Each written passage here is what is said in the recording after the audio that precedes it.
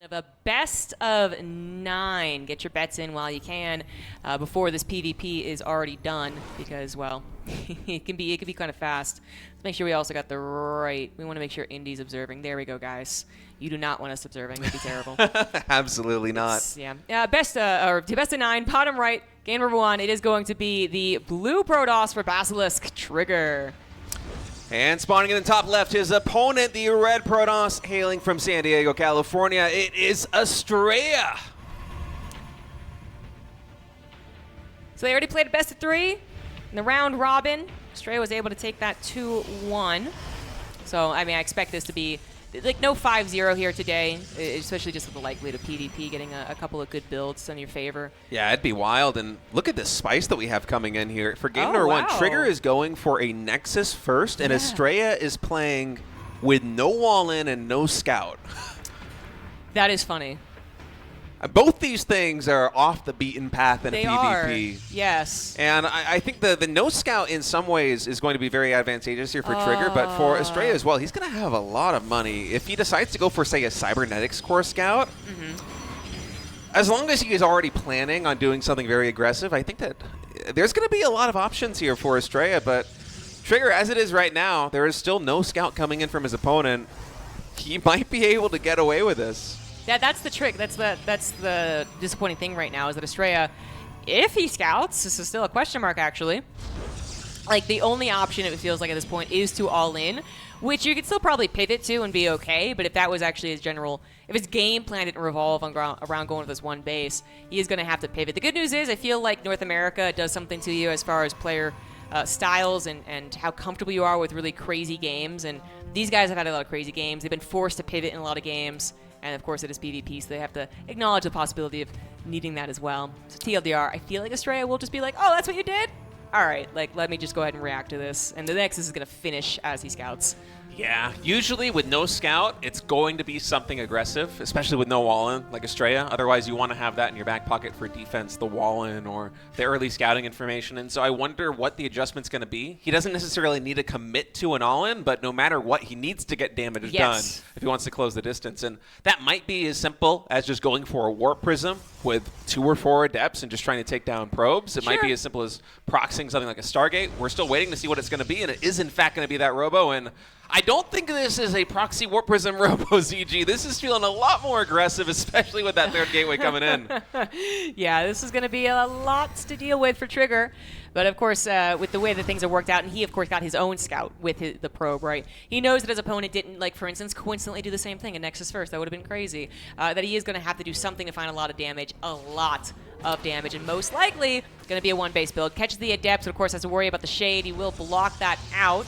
But the more that the Adepts keep his Stalkers preoccupied, less likely they are to actually find this proxy that is really very close, but to the left, not the right. Yeah, and it's really smart for Astrea to position the Adepts over here on the right side as well. He's only just now going to the left side, and this is when Trigger's going to have the big reveal. Oh, maybe not. He's just out of vision range of the Robo. He still doesn't know. He knows the pressure is coming his way, but he has no idea about the Robotech. Oh gosh, he loses the Stalker, he lets the Adepts in as well. This is actually already not the strong start you would want. Trigger, good love of God. He still has no idea. The Immortal is nearly done right on his doorstep. Astrea getting 5 probes in the middle. Finally now Trigger knows. Oh, it might be a little bit too late. He's trying to throw down a couple more shield batteries. He now realizes the severity of the situation, but ZombieGrub, the Immortal's coming. Oh, yeah, these shield batteries don't stand a chance. There's only one pile anyway. We could go after that, too. The Immortal is just going to absolutely dominate in this type of fights, especially if it focus fires those Stalkers. The probes, of course, they have to be pulled. You can get rid of 11 and still be ahead, as we can see in the work account, but the problem is just actually holding on. Trigger trying his best with a very limited number of units. He's made to trade out a couple of Stalkers, but cannot really touch the Immortal as much. It is starting to get injured, but a simple pullback, keep that in the fight, wait for the barrier again. No issues whatsoever. Astrea, super proxy, takes down Trigger's attempt to get a Nexus first in game number 1. Wow, what a fun game number 1. Nexus first and a no scout, no wall-in build in the same game. Astrea just steamrolling that position with the proxy Robo. That was a lot of fun to watch. Whew, my goodness. Now, maybe had Trigger scouted the Robo a little bit earlier, he might have been able to hold. But yeah, sure. Whew, That was a very scary match there, honestly. It was, but you know what's interesting is that we assumed it was going to be all in West. It seems like Astrea, good guy Astrea possibly, saying like, no, you should play on Korea. Yeah, I mean, again, playing Korea from California, I did that for a very long time too. It's really not that bad. You're playing with like 140 MS ping, but well, that is the thing, and this is not it's not the first, second, or third time Astrea has done this, where it's like, no, the rules say like you could just stay on West, and he was like, nah, that's fine. Like they can play Korea or Europe or whatever it was. He's done it so many times before. He's a nice guy. Astrea, honestly, one of the nicest people in the StarCraft 2 scene, in my opinion. He's a complete sweetheart. So we will be hopping on to the Korean server here and getting the next lobby loaded up in a minute. Astrea starting this series with a very convincing game number 1 win. Sure, yeah. But that was going to be, I mean, that scout, though. Like, yeah. I do want to see how that plays out if, like, the 2 extra shield batteries finish, right? Then it's such a delicate battle with how few units were involved on both sides. Yeah. I feel like Astrea still wins it because there isn't really anything else coming there for Trigger. I think the only production that he had were 2, maybe 3 gateways in total. And when you're playing with just pure Stalker Probe and shield batteries versus Immortals and Stalkers, eventually you're going to get outscaled. You need something mixed in. You either need to match the Immortal count, or you need to be able to have something like Void Rays on your side to create some kind of discrepancy, some kind of asymmetry in the unit compositions. Otherwise, you're just basically fighting with a worse composition than your opponent. And at that point, you don't even really have more money, because you had to pull, 11 probes went down, not just to the early adepts going into the main base, but also getting pulled into the front line to try and absorb some of the brunt of the damage. I think just Astrea was able to choose the proper reaction in just the perfect timing. And we were talking about that too. He doesn't need to scout that early, as long as he scouts after the cybernetics core and plays aggressively. Like, he's not banking for a Nexus right away. He's not doing that before he scouts. You can pivot really hard, and he chose absolutely the right decision, and the really ambitious proxy spot also helped a bunch. It did. It absolutely did. So often if we see that same dynamic, it is because, for instance, the defensive Protoss went like 1 gate expand. Like, that is far more common. And then they do that, they usually get a Stargate. So we're talking about like, oh, the Void Raid barely comes out in time.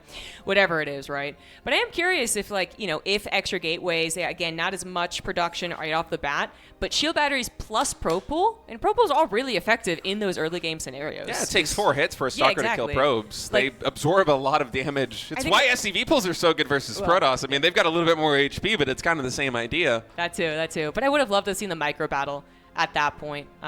It did seem like a bit of a foregone conclusion in that particular game, right? Yeah. But, still, Astrea, Trigger, they're going to have 8 games possibly still to play. And there are going to be a lot of reasons to continue throwing out these extreme builds, either 1 base all-ins or like a Nexus First, for instance. Do we say Nexus First again? I don't know. But a 1 gateway expand, I could still see coming out in this best of 9. Yeah, I wouldn't be surprised, honestly, if we saw Nexus First at least once more in this best of 9 series, because Astrea, this is, I think, my first time seeing Trigger do this in a PvP. I feel like I haven't seen too many of his PvPs, so maybe I'm just missing something that he has incorporated into his game quite a bit. But for Astrea, I see it all the time. And it was Trigger doing it there in game number 1, so I wouldn't mind seeing Astrea try and give Trigger a little bit of a taste of his own medicine with the greedy plays. I get you, yeah. I mean, obviously, it's not very common in any PvPs, but Astrea is the guy who you might think initially is cheesy, but it's not true. I feel like he just plays extremes really well. Yes, he is actually also especially greedy in many games. So, yeah, that would be, you're right. That was kind of the, if you had covered the names, I would have guessed the opposite. Right, yeah, I would have done the same thing. It actually reminds me of something Idris said a very long time ago, which kind of stuck with me as a player, was he had mentioned that if you're going to go for something like an all-in, you should go really hard into the all-in. If you're going to play greedy, you should play very greedy. And I thought about that and the applications of it, and it changed my gameplay a little bit. You know, it was very good advice, even though he was just chatting on stream. But I like that philosophy, and I feel like Astrea, among all players today, is one of those guys that just really embodies that. If he wants to be aggressive, it is all gas, no brakes. He is going to be coming for you like he was in game number 1. And then on the flip side, say Astrea wants to be greedy, he's not going to like go Nexus before core instead of Nexus after core. He's going to go Nexus first. Yeah. He's going to play the extremes, as you said. And I think that's a really good skill to have, to be able to put your opponent out of their comfort zone and also be unpredictable in a best of 5 series, a best of 7 series, or here in a best of 9 series. Is we see it already. He might be going for the gold base. Yes. The gold base? I mean, he's going for the gold, Maybe. but the gold base is on the left, isn't it? Well, there's the one on the right side here, too, on torches, isn't there? There's one all the way on the left side. There's one here on the right side. Yeah, that's what I'm saying. He's mining out these minerals. I mean, I'm just assuming. That's true. If it was that's any true. other player, I wouldn't think this is happening. But because it's Astrea and because he's so greedy, because No, we're you're also absolutely talking right. about that, yeah, I'm expecting something like this. But it could also be for a proxy. He's completely walling in, or wait, no, there is a gap. I'm sorry, I can't see it on the 500-foot TV. The gap is actually inches long on this TV, but no, it's that's a good point because the first thing I think of is not like how do we take that middle gold base. I was thinking like, oh, a triangle like third, okay, yeah, maybe for later. No, this early on, it's for something, and there's so many things that you could do. You could take that gold base and then even use it to actually be aggressive, not necessarily being super greedy. You could hide information over there as well just to freak out your opponent should they get into the main again, for instance. Although no one actually opening up with any type of sentry play so far is going to get a bunch of free scouting. They have gotten a probe into each other's base. It looks like Trigger is going to be checking around. He has gotten his Nexus. It was a low ground gateway. Astrea is the one that needs to do something here, and he's put a pylon in an interesting location. Is his probe still around it? I think it is. It's hard to tell, but I don't see that probe elsewhere on the map, so I'm assuming it is still by the proxy. That's funny. Yeah, it is. It's going to be a robo. Okay. Huh. Well, he's certainly... I love you, Astrea. That's so funny. And this is kind of a cool trick, too. I'm not sure how much this is going to be incorporated because, hey, if he goes for a Warp Prism, he might now just be able to pat down on the right side of the map and then lift up and go directly into the main base. But it could also be a red herring. Say Trigger scouts and he sees the gold base, the gold minerals have been mined out. He's like, oh, something is going to be proxied over there. Let's check over there. But it's right here. The robo is right in the one spot that Trigger thus far has not been able to scout. That's 100% what I was going to say. I guess the gold base, the gold minerals being mined out was just a red herring, just in case Trigger would looked and was like, oh, you mined it out. Okay, let's scout every inch of the right side. Funnily enough, he's so close yet so far. That's probe. Is that still Trigger? Yeah, it has not seen the robo. That's a perfect position there for Astrea, who, of course, starting a little bit of the aggression early on. Wants to get that stalker. Hey, the probe helps out. Dead probe. But more importantly, Trigger does not know it is a proxy robo. It's a robo that's far away, but still. Yeah, proxy more to be unscouted than anything else because Trigger, I guarantee, is scratching his head a little bit, and it's just the one spot that Trigger has not seen. It actually is. He did a full 360 around the donut hole and is not been able to actually he might have been checking. Indy is doing such a great job observing. Trigger moved that probe in the main base. He knows it's going to die, and what he checked was whether any of the gold minerals that he could see were mined out, and they weren't. So right now he's pathing to the gold base, and I think he's kind of expecting to see something here.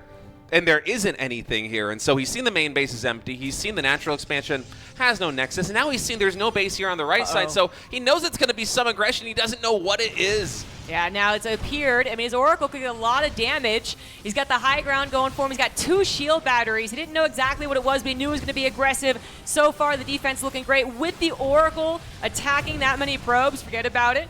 Trigger is also losing some probes. They really wanted to stop this army from getting up on the high ground, but here it is. Void Ray still not quite out to be such a big help. The Immortal is almost dead. The War Prism could be the next target after that.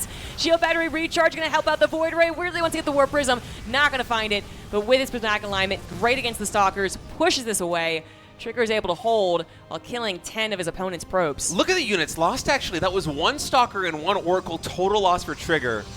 In that moment, and he is held to natural expansion. He's rewalling. He is up 12 workers. He has his natural. My goodness, what a defense coming in from our Canadian Protoss player right now. That Voider, so close to going down. The shield batteries, they are low on energy. He is not out of the woods yet, but this has been a great start. Astrea has one last hurrah. Can he break through? It might just be the one pylon powering everything. Honestly, I'm surprised he hasn't targeted it yet. Yeah, right? That might have been an option previously. Now it's 2 Void Rays, however, both with their prismatic alignments, taking down the Immortal. The Stalkers are very injured, and while the War Prism Micro looks fun, it's just not going to be enough. Trigger is going to take game 2 and tie the series up. Wow. All right, the best of 9. It's been whittled down to a best of 7. 1-1 here to start things out. Ooh, Astrea coming in with a spice in both game 1 and game 2. 2 proxy robo games, both a little bit different from the other, but yeah, I like all of the tricks that Astrea is bringing out, especially there on torches, mining out the gold minerals, proxying so far away in such an unexpected location. It didn't quite work out, but yeah, it's fun. And these are the kind of plays that I think are going to be very, very good to have in a best-of-9 series. Yeah. I wonder if he's going to continue just one basing. I'm sure we're going to see more one-base play, but I wouldn't mind him mixing it up a little bit coming in here. Wow, we have switched back to the American server. The lobby is already hosted. All of the players are in, and almost every single commentator plus our observer are also in. Iceguard can't believe it. And Trigger's asking in the chat, did you really mine out those gold minerals to confuse me, or were they not mined out at all? And Astrea's like, no, I meant to go that way. I think Astrea right now is trying to confuse him even more. That's true. The mind games continue. Potato play, says Astrea. That was what he messaged me when I invited him. I was like, hey, you got top 4 last time. Do you want to come back? And he was like, okay, but I'm going to play with Potato. It's like, okay. We cast like Potato, so Astrea it's fine. saying he was confused himself. If I am confused, there is no way that you know what I'm doing, is what Astrea is saying right now. I mean, we were casting it. We could see everything. We didn't know exactly It's what was true. going on either. We thought, is he going to take the gold base on the right side? Is he going to be trying to use it to elevate some units from a warp prism into the main base? All right. Game number 3. Countdown has started.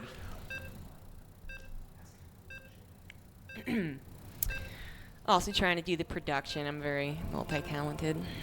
Honestly, I've been very impressed with you setting up the production. Not just today and yesterday, but also just getting everything established has been really cool. Especially, I mean, the audience can't see it, but this is the tiniest camera I've ever seen.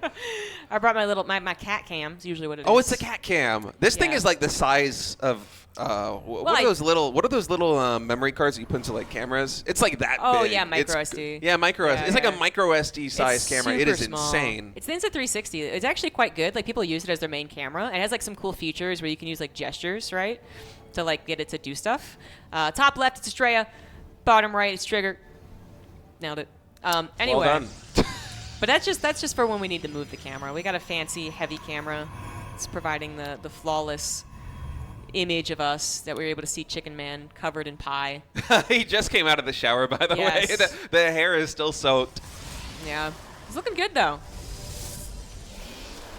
Yeah, maybe there are some nutritional benefits to getting pied. Yeah, I think like getting cream pied in general is quite good for you.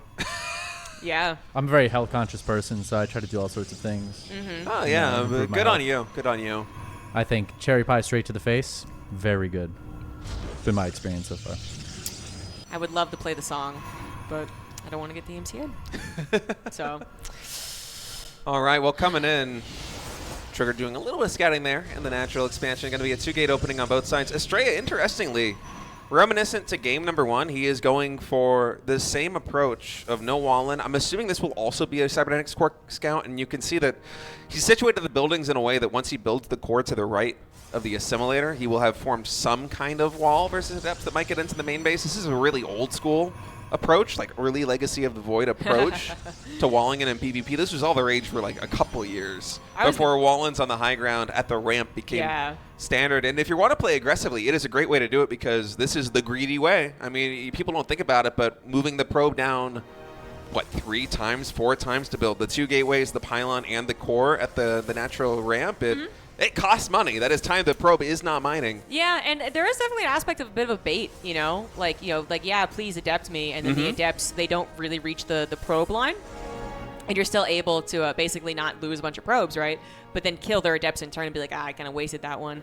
No, like initially, no one knew what to do against adepts, which was a super fun period of time for Legacy of the Void. Everyone was just like, okay, I guess. Then it was like mass adept for a little while there too. Yeah, well, back then, adepts also 2-shot Marines and SCVs. I know, so great, right? That was great. That I was super remember cool. that was just my MO in every PvT for a while, and for good reason, because it's absolutely busted. And then when they patched it, I just added a forge into my build and got +1 to time out with the Yeah. adepts dropping into the main base. Like, patch this, motherfuckers. That's stubborn gameplay right there. I remember that. Oh, it was so much fun because nobody expected it anymore. Yeah. But then, then like everyone was like, yeah, high ground 2 gateways, wall off, right? And then I remember there was like people like Nina who just, they were like refusing to kind of like jump on the trend 100%. And I was like, well, what are the benefits of this? It's been a fun road for PvP. What is so standard for the last about 10 years of Legacy of the Void is just completely like unheard of if you think about the first 4 years of StarCraft 2, which is really, I kind of wish we could mix it up. But that's what these guys are doing, actually. So they're doing exactly what I want, which is why I still love PvP. It happens far too often. I absolutely agree with that.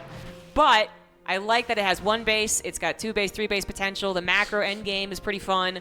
Phoenix vs. Phoenix fucking sucks, but we're probably not going to get that between these two. And at least Phoenix versus Phoenix is usually over pretty quickly, you know? That too, yeah. Oh, one of these Adepts actually able to sneak past that probe, going to get into the main base. Can he get a second one? Oh, good pullback there by Trigger. Only 1 probe going down.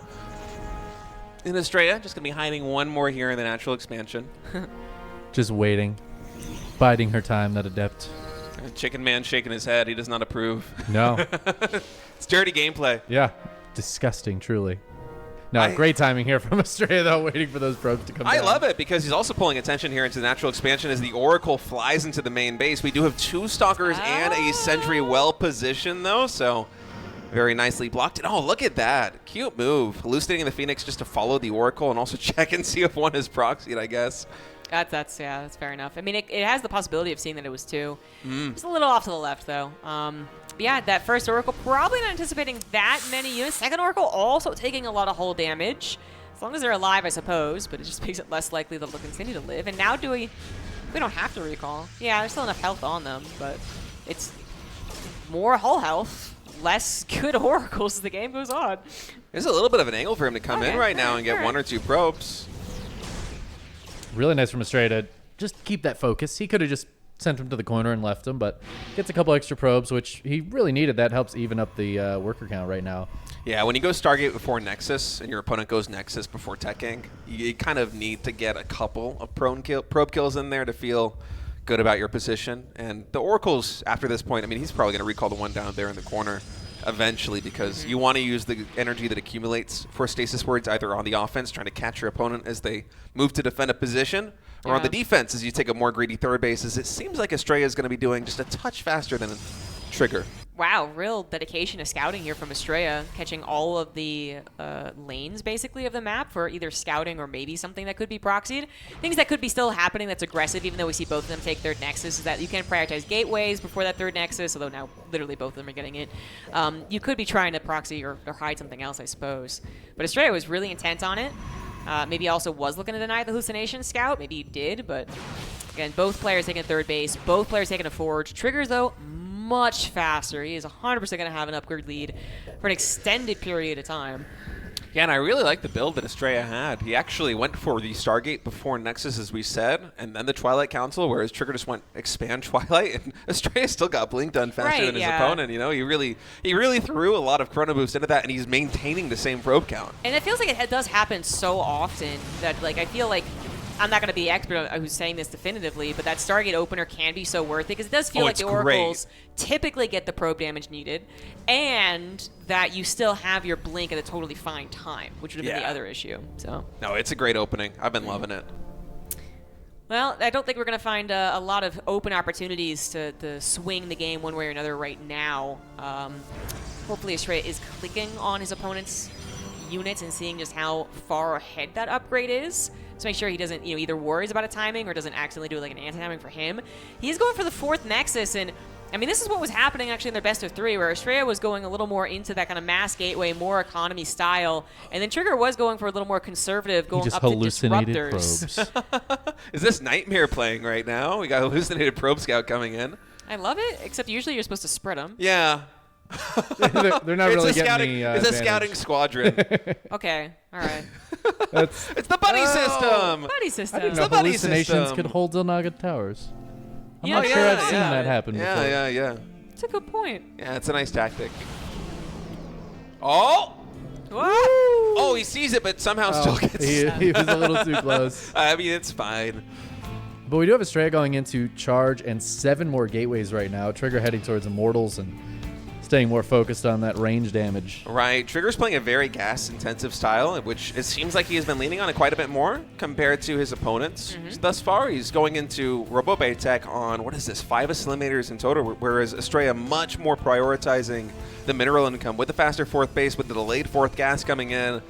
And usually when you go for this kind of mass gateway style versus the disruptors, I honestly prefer the gateway style, at least in the early stages, unless those disruptors get critical mass, because it feels like your job trying to find an angle and making something happen is much easier as the gateway player. You got to really walk a fine line to survive until you have, say, 2 or 3 disruptors to actually start to stagger shots and really buy yourself a lot of space. Even then, like 2 or 3 still doesn't feel very safe, right? Yeah. It's it's Colossus. Oh, that is interesting. Oh, how cool is my God. this? Okay, I feel like it's Trigger. Heart of the Swarm. Yeah, yeah. So I was going to say 6 disruptors usually is when you feel like a little more confident, but totally disregard anything about disruptors. Going into Colossus instead, it does, like, this also changes the dynamic of the engagements, where the Colossus is a little more like brute force, but it's very consistent.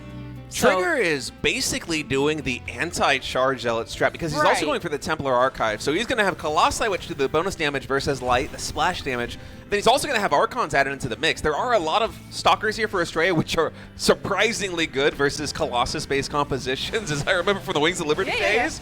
But these Zealots, they are not going to get the value, and I wonder what Astrea's adjustment is going to be. Do you just dive on this position? Do you try and break Trigger right now, or do you pivot into something else? Right now, the answer seems to be more Stalkers. Yeah, it seems to be. Like, that's what he's choosing. I'm also interested in what's going to happen. I mean, multitasking could still be going well for Astrea because Trigger is going for that high-quality, kind of lower-quantity style, so that could still work out. It's just, it's so much less chaotic when you're not trying to micro-disruptors for the all-or-nothing shot, where rather you can split your army almost like it's a TVP a little bit more, right? Where maybe the second Colossus does go with this group to defend this run by. Second Colossus only just now spawning, but that's the point. And whoa, big blink forward, grabbing the Colossus instantly. Second one, though, in the nick of time. Immortal also left alive, doing a lot against this Stalker composition, and that maybe wasn't as effective as it looked initially. Still trying to find damage with the run-bys, too. The Trigger is holding on. More than that, seems he's doing very well against what Astrea is trying to do. Yeah, and Astrea is already pivoting. He's adding the second robotics facility. He's taking an additional base and taking up to a Robo Bay. And so we are going to have a tech switch coming in from Astrea. And I kind of like the Hail Mary play of just trying to pull some of Trigger's units down to that bottom left side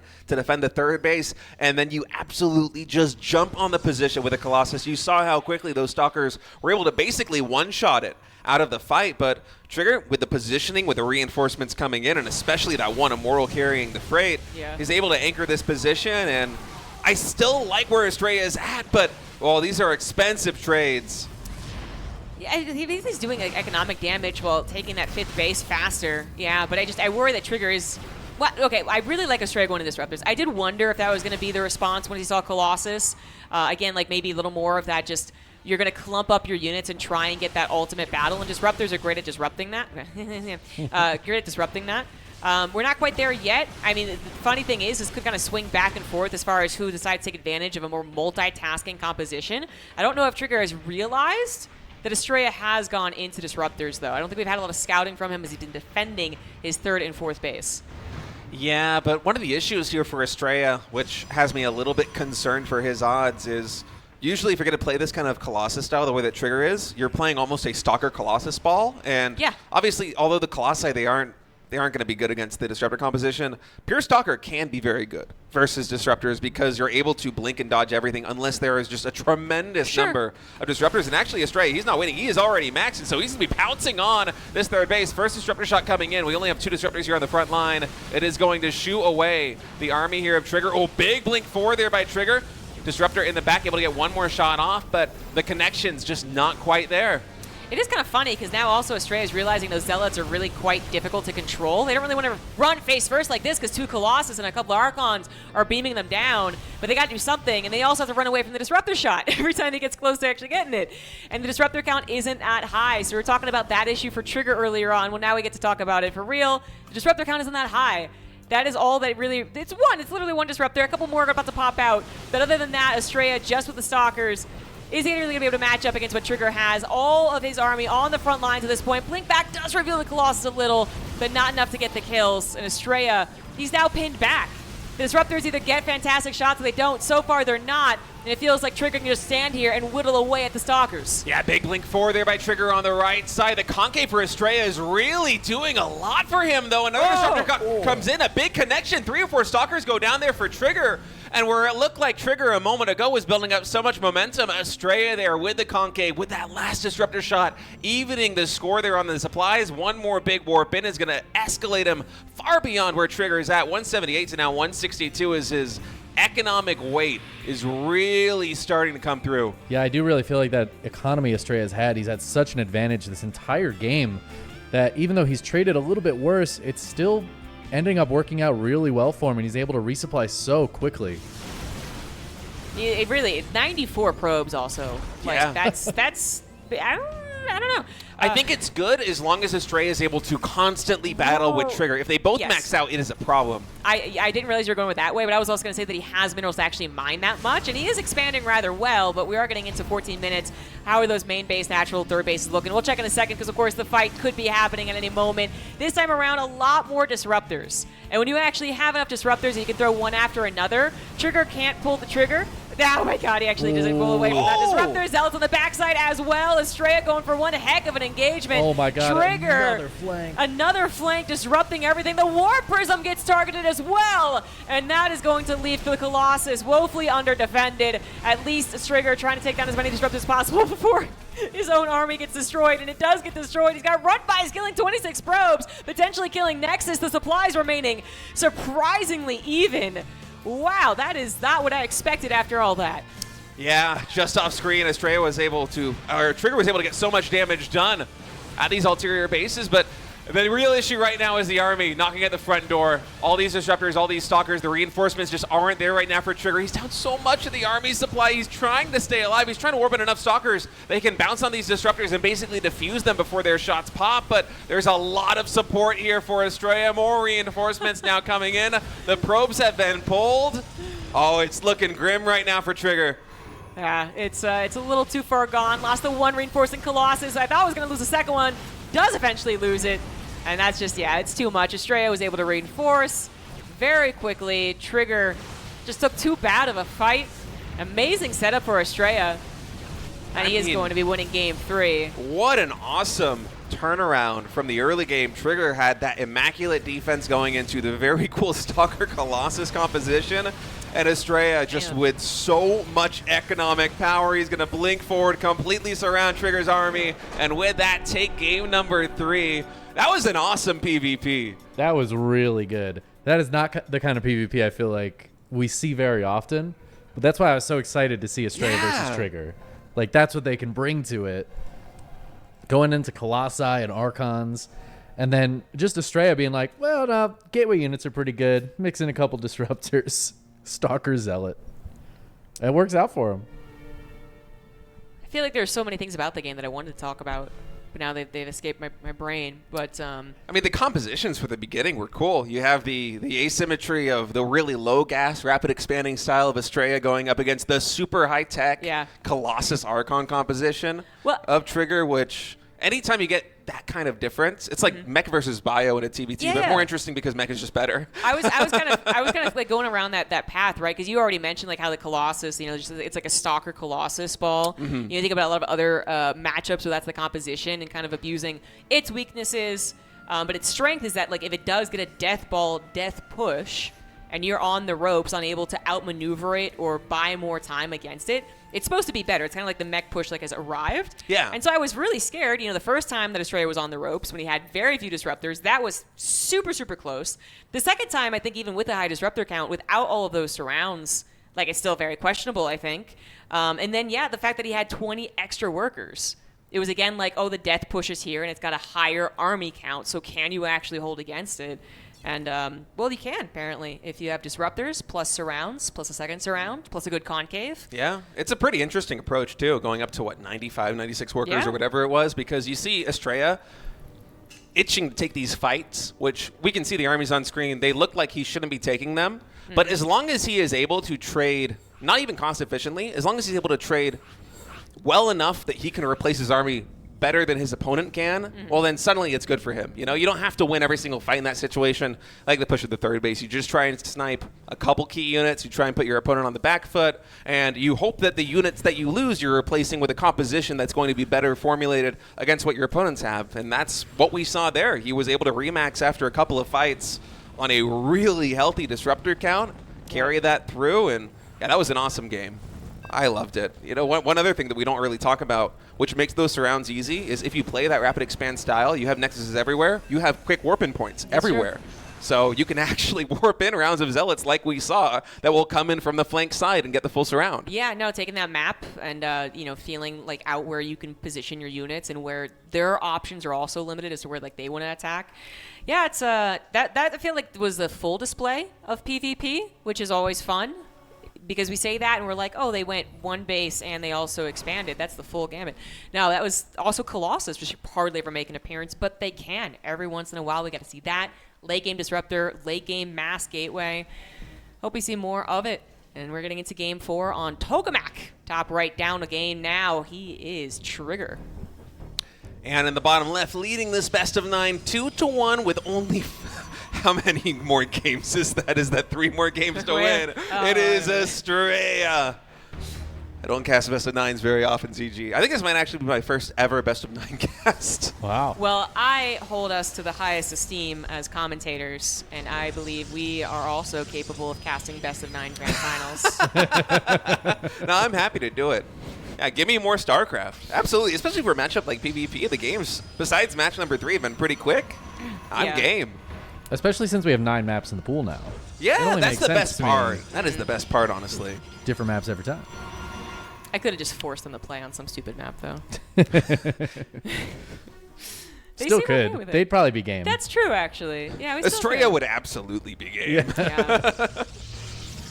Yeah. These two, we thought they were going to match up in the last safe house as well, but there's something to do with the seating, and it was kind of weird. Anyways, we do kind of expect these guys to be tip-top North American scene, and they're proving it here, and it just makes it so we get to have our fun PvPs. We get to have our very fast best of 9 finals, because PvP is like that.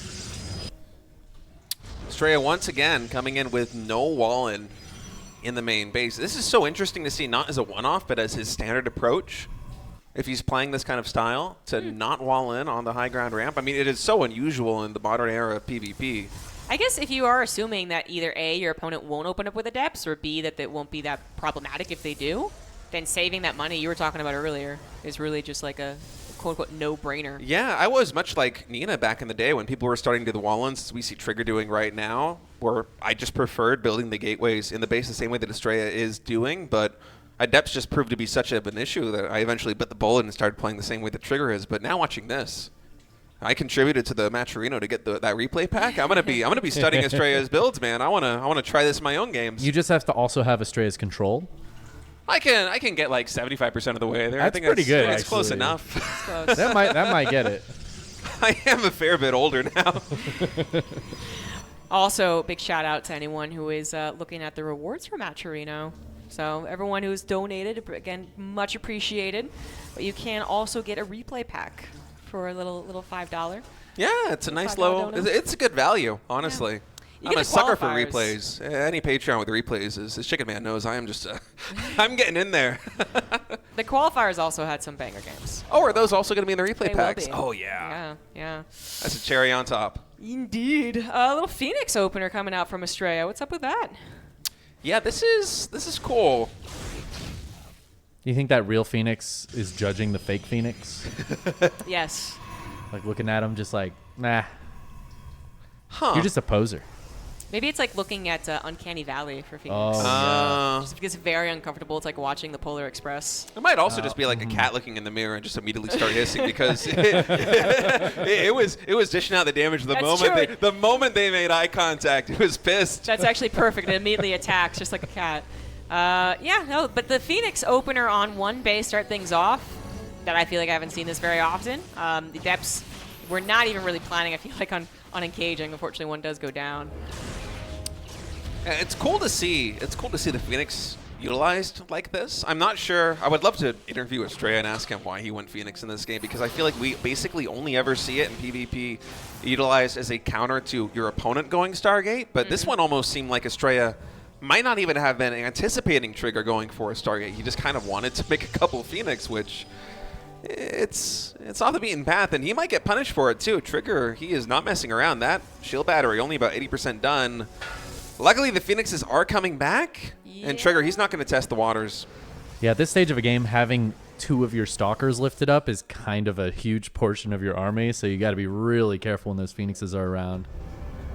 It was a little scary. Of course, Trigger wouldn't know exactly what was in front of him until he committed to it, but didn't want to commit the force fields that were possible, segmenting them off, and the Phoenix were returning. But Astrea, I think, also, absolutely knew that he could have been in a problematic spot. That's why he grabbed 2 shield batteries and not just a lazy, 1 or even none. The Phoenix are back in on the probe line, dealing that little bit of damage, also getting a lot of scouting done. You can feel some confidence in that and that, appropriate responses. He also canceled the second shield battery once he realized he wasn't under attack. Just a nice touch. He's making another Phoenix. I thought we were just going to be done with the 3 or so that we have on the map right now, but no, Astrea, he's adding in another Phoenix. This is so cool. He's mixing in the Immortal as well. This feels like is this an Roddy mech? ancient PvP. Right? Is this Roddy? What's Is it mech? Here? Yeah. Oh, good old Phoenix Immortal. No, but seriously, I've not even really touched on the Phoenix as opposed to the strategy of it and trying to guess what's going on, because I'm on for the ride. I'm just letting Astrea show us what he's doing, because it is not very typical. Yeah, it's so cool. I actually never thought about this, but well, I guess with the current state of energy recharge, it's probably not as good. I was thinking hey, you can get a couple more Graviton beams if you want, but nah, it's not. Maybe on the previous patch. Maybe. Yeah. Well, it's I'm sure Trigger was also a little surprised by this, but taking his 3rd Nexus at this point, whereas Astrea locked into 2, he's grabbing charge and +1. He's also grabbing extra gateways. And I gotta imagine he was like a 3rd, but I wonder if he's looking for... Up to. Their upgrades are also very similar. Is this going to be a push coming in from Astrea? It's looking that way with the additional 4 gateways. That's what I'm thinking. And I think, it's going to be. Like the +1, it might not have a severe timing here, but the charge being added on with Immortal Phoenix, this is just like a brute force composition. He's also taking the 3rd Nexus. I just wonder how many probes we're going to actually be producing for that. Yeah, I'm watching the production tab, and I'm not really expecting many more to be made, but I say that, and hey, he's queuing up 2 more. Astrea, he is really showcasing an unorthodox style, even adding the Templar Archive, so we might not even have a push behind this until the Templar are out on the map. I would be worried about being able to defend this 3rd base against the mobility of the Stalker, something that Trigger does utilize. Loses 1 Stalker, is going to lose 2, and actually 3, of course, because 1 was recalled, while taking little bits of probe damage. Actually, more than a little bit. 8 probe's pretty good. Yeah. That Stalker gets out of there. Oh, it did. Escaped. Oh. But of course, Trigger forcing Astrea to cancel that base. Not really ideal for Astrea. Yeah. It's not, but at the same time, the income discrepancy isn't that big because of what the Phoenix have been able to get done. Yeah, very much thank goodness for the Phoenix. How they are many- doing their job. How many probe kills is this with a Phoenix so far 20? for Astrea? I feel like it's got to be more than a dozen, right? More than a dozen. Yeah, 13. Baker's dozen. Yeah, Baker's dozen. Just trying to find Ravi to make eye contact with him then. The 2 Bakers here in the house. Oh, yeah, that's a very dangerous position right there. Dodged out of the force fields. Still, the 3rd Nexus can't do the same thing.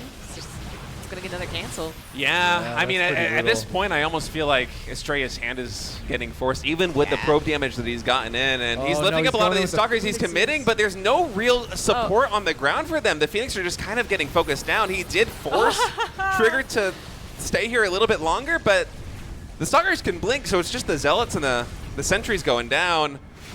I'm not too sure about this. He's still trying to take the 3rd base. I really wonder what the plan was there. Yeah. So I saw the Immortal and the Sentry on the backside, and I was like, oh, big brain. But then he was clearly not focus or microing his Phoenix, and I wondered if he noticed he had rallied an Immortal and Sentry back there. I was like, I should use that. You know what I mean? It didn't seem actually super pre-planned, because then the force fields behind it only works if Trigger had already blinked. Otherwise, it would just blink over the force He also had an fields. Archon that morphed that I think was intending to break the force fields Right, yes. in front of the rest of the army, and it just was stuck behind the yeah. Immortals. That makes sense. And I feel like that would have changed the whole fight. That too. It was very haphazard no matter how you look at it, right? And that's kind of what the multitasking mobility of Stalkers can do, is make sure that this army never gets an ideal engagement. So it's going to be forced. I think Astrea's hand has been forced for a while, but he finally is going to move out. But then at the same time, he's getting +2. There's no way that finishes anytime soon, right? So is he waiting for that? I think he's just going maybe full defensive mode, because his Trigger is not going to die to this army at this point. A very solid army supply lead for Trigger. Astrea might just be hoping that he can defend until maybe we get both maxed out. Then it's, kind of a great equalizer. Yes, 100%. Bunch of shield batteries coming down. What an awkward game for Astrea. He's just making do with the hand that he's been dealt after an interesting opener, too. Honestly, it's kind of working for him. I think that Trigger's been playing a little bit conservatively with his eco because he's seeing what Astrea is dealing with, and he's anticipating that Astrea is just going to hard commit to an all-in. That's why Trigger's only at 61 probes and only just now taking the 4th base, but that is not what Astrea is doing. Astrea is playing this about as safe and standard as you can as a Protoss player to have after having your Nexus canceled twice at the 3rd base. Yeah. Oh, that's a lot of Zealots. Okay. Astrea not quite prepared for that. Doesn't have a lot of vision on the right side. Oh, these probes, please run away. Yep. And he misclicked on his own Nexus by the looks of things. He started to attack it. All right, then. He was upset that the Nexus didn't warn him the Zealots were there. Yeah, bad Nexus. 11 probes go down. Oh, weirdly enough, though, still only down by 3. There's been a hard game to call and predict. We do have Trigger sizing up a battle. Astrea's down. So many Zealots. He's down 40 army supply, but he's about to have equal upgrades. He would love for that to actually finish to help out this battle. It is going to finish for the battle. That's good news. Plus all the shield batteries. Now he's also not going to let the Trigger get that same concave potential. Trigger's up like 30 army supply, but honestly, Astrea's composition I feel like is better. If he can warp in just 1 or 2 more Archons, I really like what he's got right now. That is the.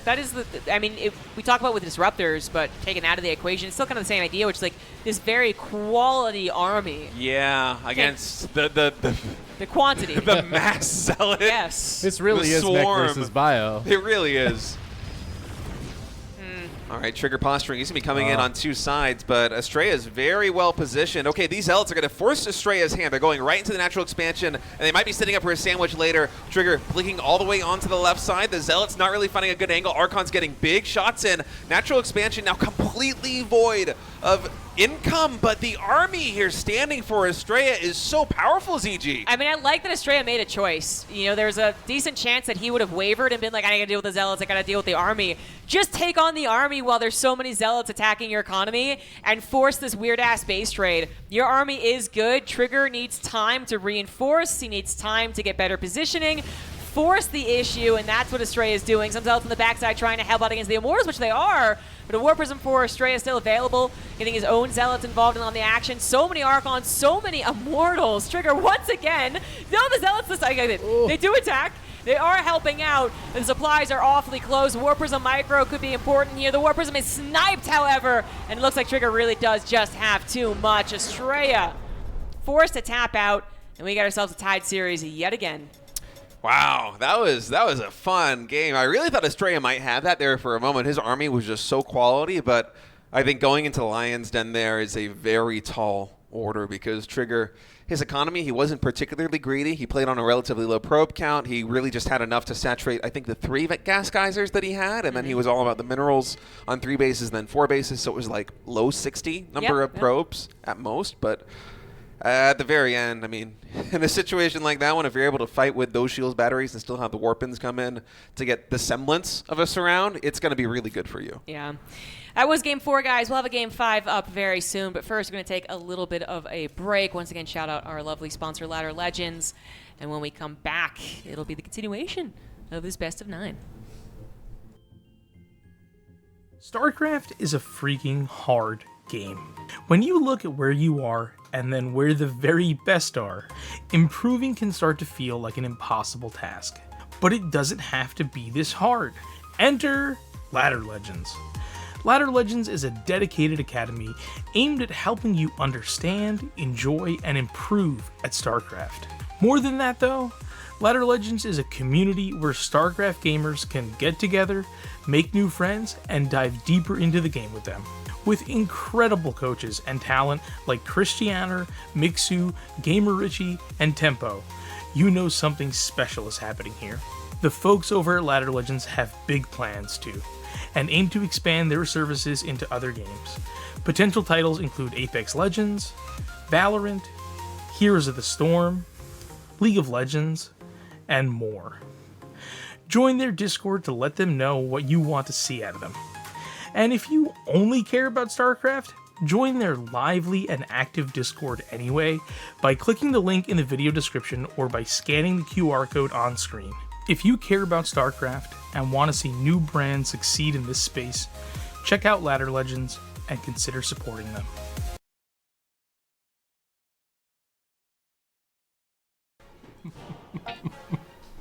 Welcome back, everybody. We are here once again with the Safe House 2. Thank you very much to the Ladder Legends folks for their support of this tournament. Fantastic people over there at Ladder Legends. You can make sure to do so, which is to join the Discord. Check them out.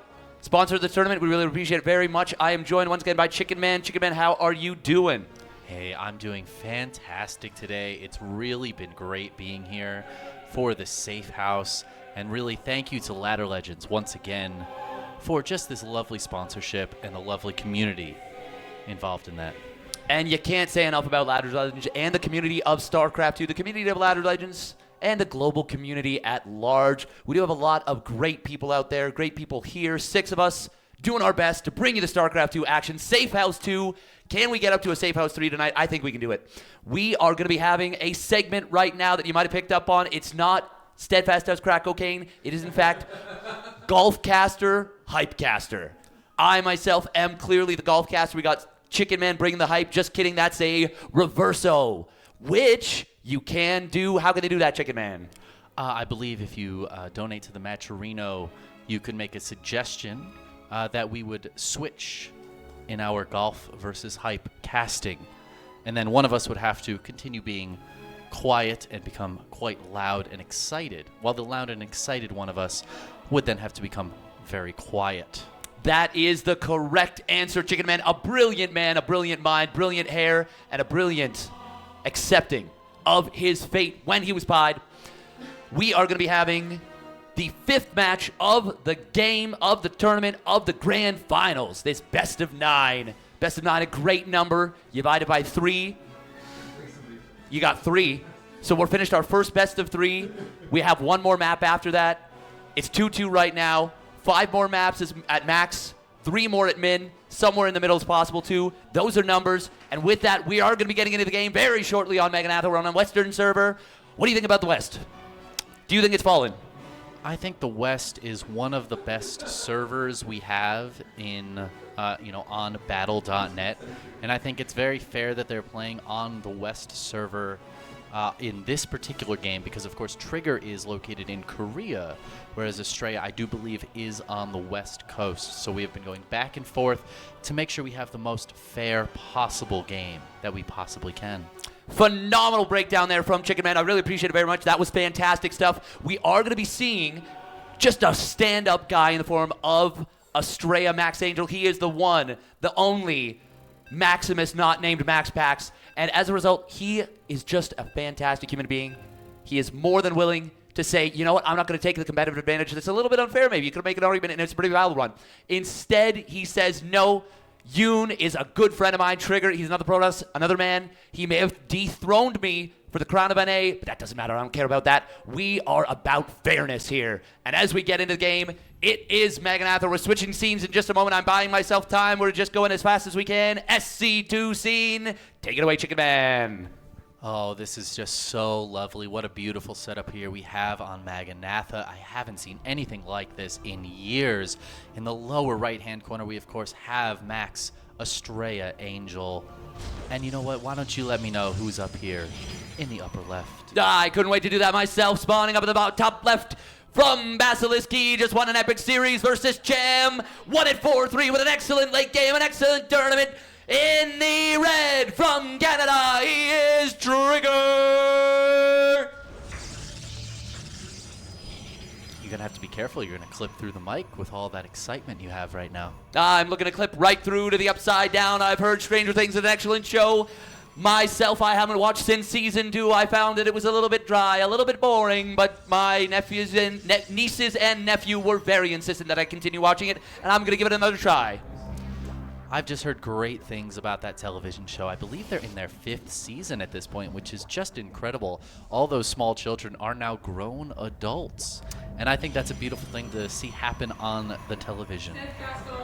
It is a wonderful thing to see that happen on TV, to watch them grow up before your very eyes. It really is just a special event, you know?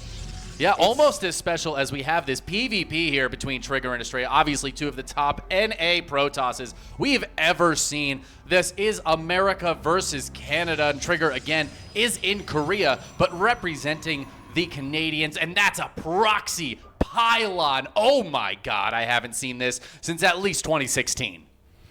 Yes, it's been quite a while since the proxy pylon meta was dominant here. Meanwhile, Astrea, he's chosen to go for a very methodical, no scout, gate, cybernetics core, and a nexus. It's going to be a quick sentry from him, but it seems like he might discover something shortly. Oh my god, is he gonna do it? He gets up there, he sees the proxy robo. Oh my god, Trigger must be shaking in his boots right now. Astrea knows what's coming, and now he can prepare. But that doesn't mean he can stop it. The proxy robo, one of the strongest builds in Protoss versus Protoss, maybe in all of StarCraft. Yes, I agree with that. And an impressive little kill there on the probe. He pulled that probe right out of the gas, and he was able to get the snipe on that probe. Very impressive stuff coming in from Astrea there. He did scout that proxy robo, as you mentioned. Very good point there, Chicken Man. It is going to be a double gateway follow-up coming in from Astrea for the defense. He chrono boosts that warp gate. He's focusing on the sentries. No shield battery just yet. He's getting at a lost possible minute, and it is going to be an immortal coming in from Trigger here. Will that be enough to break this position? That pylon's a little far forward. I'm a little bit worried about that. That's going to be a point of potential pain. PPPPPPP. Take it away, Chicken Man. Yes, we're seeing these sentries here now trying to deflect these adepts in a beautiful force field. Wow, that is just such incredible skill. He is going to lose one sentry despite the buff to keep sentries alive longer against adepts.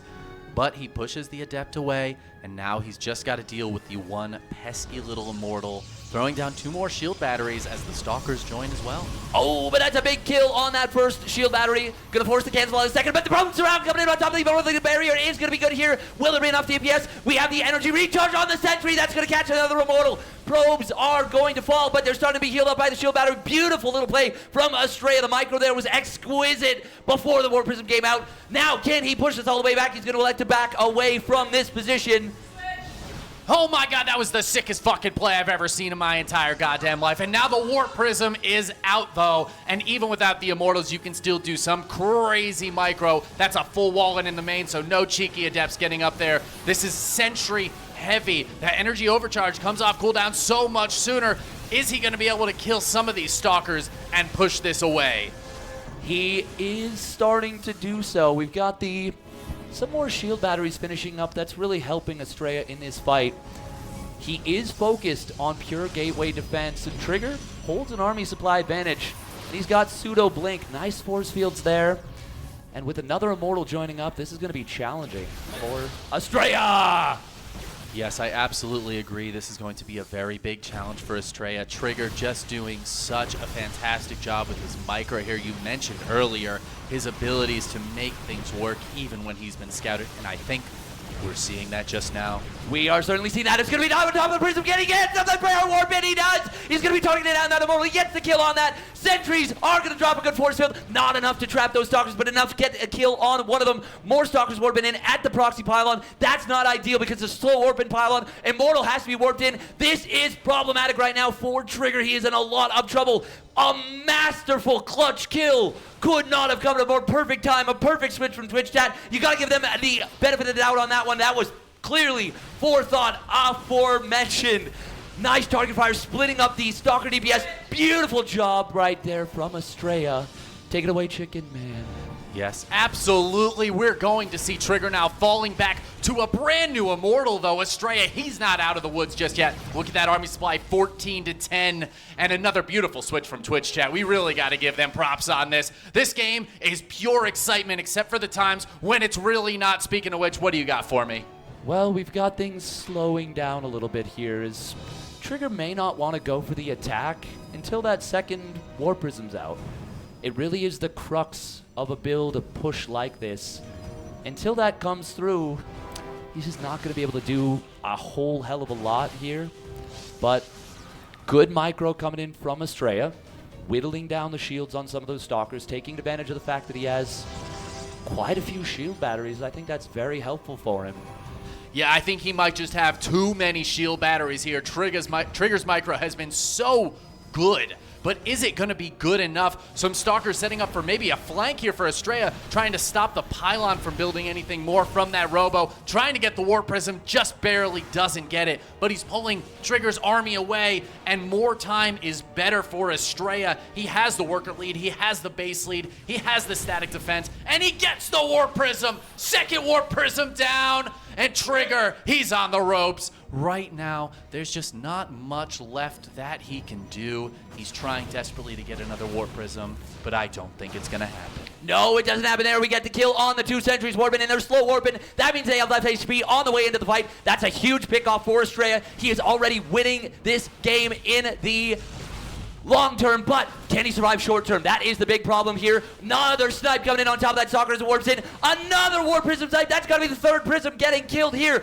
But if he gets that pylon, that's going to be all the production depowered force field on the ramp. He recalls to the wrong base. The probe pull isn't going to be enough. We're going to have to see here.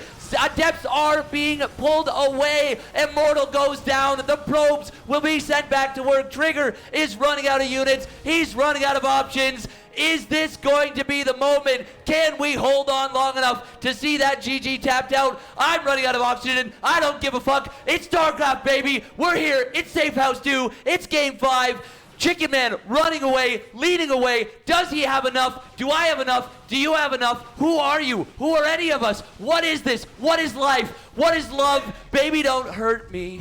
No, Mo. I can't believe you held on to that for as long as you did. Thank God Twitch chat stepped in to save your breath, save your voice, save your life, in effect. But guess whose life isn't being saved? Trigger. He's trying to take another base, but he's down in army supply. He's down in workers. He lost his Robo. He's got almost nothing left except for the same amount of Stalkers as Astrea. Never mind, there's more Stalkers. Astrea, I think he's going to be able to push through here. There's just no static defense to stop Astrea's Stalker army from breaking through. No, there really isn't. There's a shield battery at the back, but there's quite a few of these Stalkers here. Now, Trigger holds on for the moment, but he's behind significantly in economy. Blink starts up. A lovely vintage Blink. It's a good ability. Great options there. Obviously, the investment in that Robo. Oof. That's expensive when you lose that. If we look at the units lost, I think it'll tell a pretty grim tale for Trigger, if I had to guess. But a third Nexus goes down, and that's pretty nice. Oh my God, look at that difference. 1,100 resources different. 21 probes have gone down, but Astrea still holds the 11 probe lead. And again, he's taking a third base. He's got Blink on the way. He's building his own Robo. He is streets ahead, highways ahead, even railways ahead in this game right now. And Trigger is just fighting for anything in this game. Now, this is a best of 9. Is this the responsible thing for Trigger to do, or should he just tap out and go into the next game fresh? You know, that's a really good question to ask. And questions are just a great way of communicating. It's important to be a good communicator. Oh, little slip past right there. We just got past there with the hallucinated Phoenix. That's just going to head on into the main base there. Going to get itself a little scout. Just kidding. I got you there, Twitch chat. You thought it was going to be one thing, turned into something else. Astrea, he's doing a great job of holding a macro lead, getting that third Nexus, warping in some sentries. That's going to give him scouting. Trigger, what does he have going for him? His Blink is just so late. Yeah, and right now Astrea is setting up for a beautiful Blink, potentially into the main or potentially just poking the front. I don't think there is a wrong answer here for Astrea. He is only now up 3 army supply though, so he has to be a little bit careful, and that's what he's doing. He's sending 4 Stalkers into the main base, just enough to one-shot probes if he can actually get those connections. Goes for the recall, and he's going to poke the front. He's playing the best of both worlds here. One of my favorite Van Halen songs, and Astrea knows that. He's a big fan of big guitar and big energy, and he wants to keep that pressure on, and he's going to do it expertly by pulling back a little bit here to make sure his third base is set up. Now Trigger, he's trying to be sneaky. He's held on a long time. His economic disadvantage is massive, but he wants to break in there and get something done on the other side of the map once his blink is done. Will Astrea give him the chance? You know, I just don't really see an opening, if I'm being honest, and honesty is an important policy. We got a lot of sentries here. No way to blink out of that. Very nice force fields out of Astrea. And look at that. It's 69 versus 69 supply. A 6 on top of a 9, a 6 on top of a 9. The micro from Trigger, patient, calm, methodical. Astrea, the very same from him. Blink micro on both sides. It's quite nice. You know, when I think about Blink micro, I think about Pepperidge Farm and how they always remember. And then that makes me a little bit unsettled. So I take a downer. And then I feel a little better. Well, I'm feeling a lot better right now as Trigger taps out with the GG Astrea taking the 3-2 lead in the series. He does exactly that. Well put, Chicken Man. And what a phenomenal time it is to be here at Safe House 2. I think I might have taken a couple years off my life there, but that's okay. I felt the heart palpitations in a good way, felt alive, and that's really all you can ask for from life, isn't it? Yeah. Wow. That was pretty good. Yeah, hell yeah. Great Oh, casting. man. That was a treat. I'm not gonna lie. Sometimes Steadfast, you're a little loud, and I just said switch for no reason other than to quiet you down a little bit.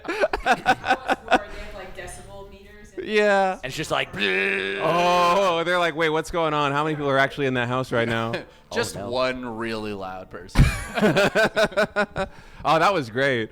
My goodness. Well done. Well done. What a game for it, too. Yeah, that was an perfect. awesome one. the fake out at the very end with the switch right at the end Oh, man. was like the fake GG where, Yeah. I enjoyed that. That was good. I liked that a lot, actually. We had no idea what was going to happen. But No. once again, Steadfast Chicken Man delivering the finals cast as they did last year. We're Wonderful really good job. at being loud and boisterous, I think. So it works out well. When I thought of who's going to be loud and boisterous, I was like, these two guys. It's pretty good. It's funny, too, because Chicken Man, usually you're very chill. Yeah. You're easygoing, but you definitely turn it up there for the hype cast. I mean, for the hype cast thing, you gotta. We could I feel like possibly. if I tried that, you wouldn't see me for the rest of the day. I would be done. I will say that didn't make my headache any better. Well, we have did more. Would another We pie in your have more face medicine. make it better? Maybe. We got some pumpkin pie over there. Yeah. Yeah? God. Oh, so who actually won that game? I was a little bit distracted. You know, Astrea. iScar made sure That to was put it- Astrea. So Yeah. 3-2 Astrea right now in the best of Yeah. 9? Okay. Yep.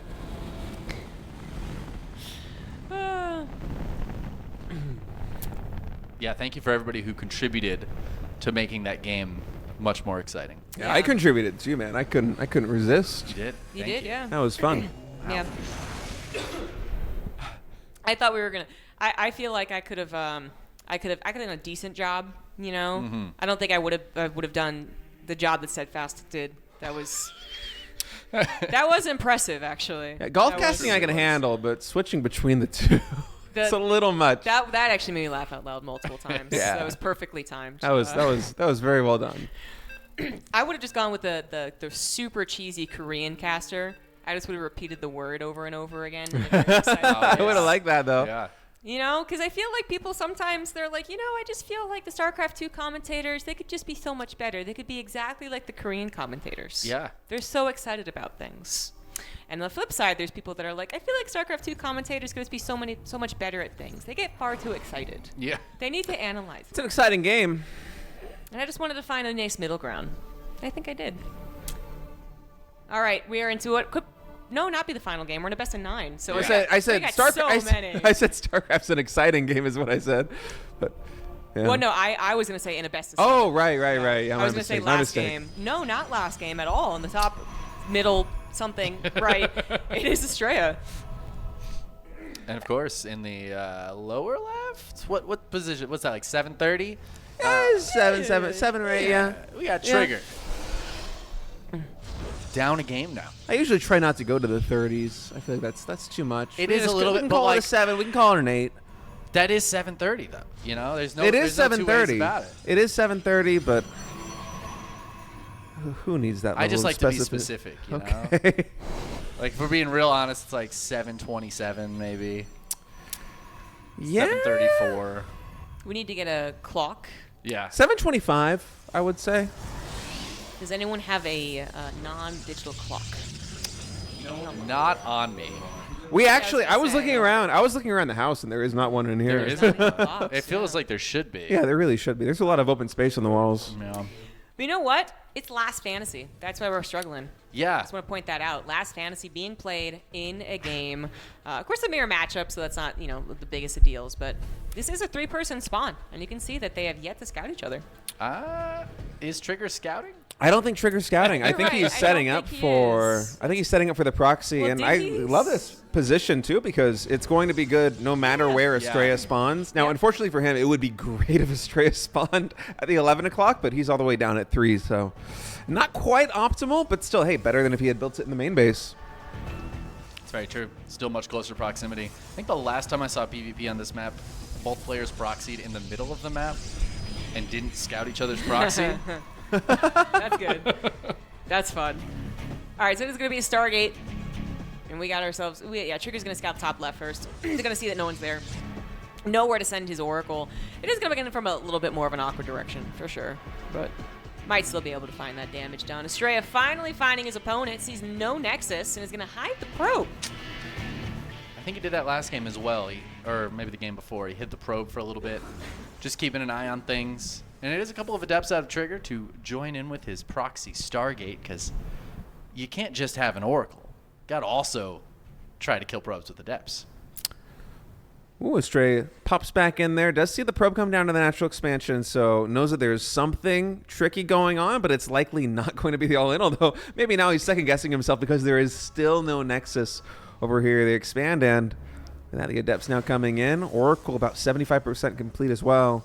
There is some trickery you can do here as Trigger, where you wait until, if the Adepts are in good position, you wait until the Oracle Whoa. is in the right spot to take down the shield battery, and then you can just kind of usher in the Adepts by taking it down with a Pulsar Beam.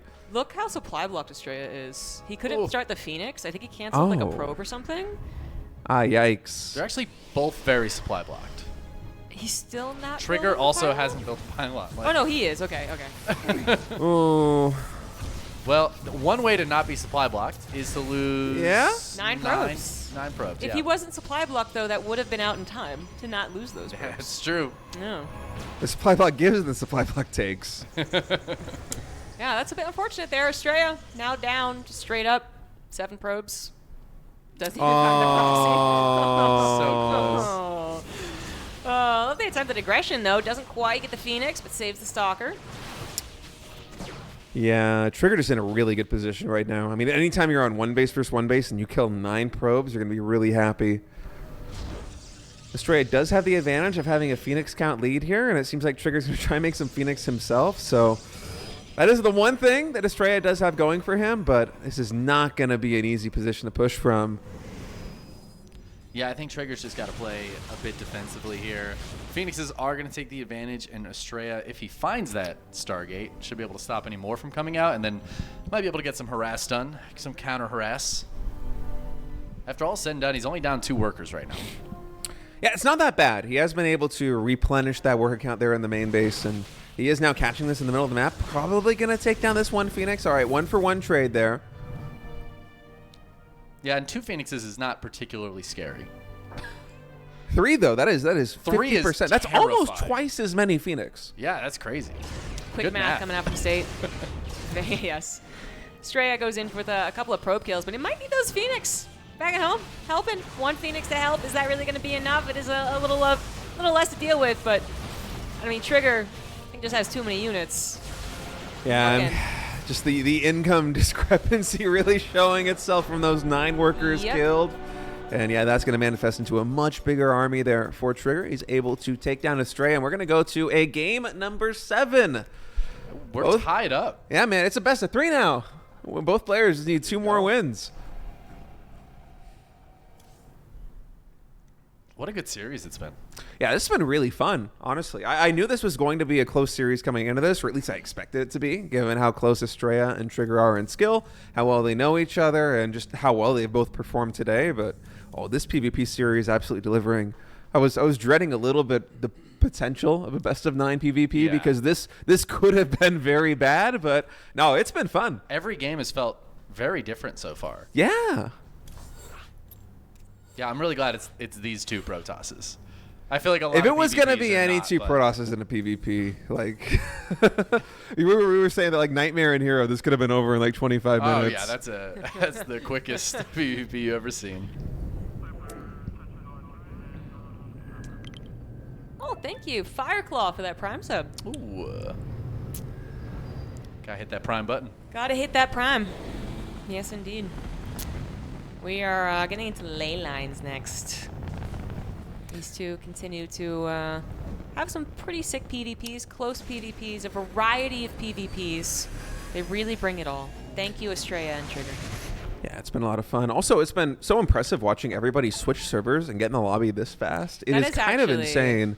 The most impressive thing that's happening right now, unfortunately. I wish you guys could cannot see it, but like as soon as the game ends, they are already switched into the next server, going into the next lobby. It is nuts. They I got that actually, high APM, you know? yeah, honest, but it's not just the players. It's also every single commentator that is in here, plus Indy, plus the admin. Yeah. You know, it's kind of wild.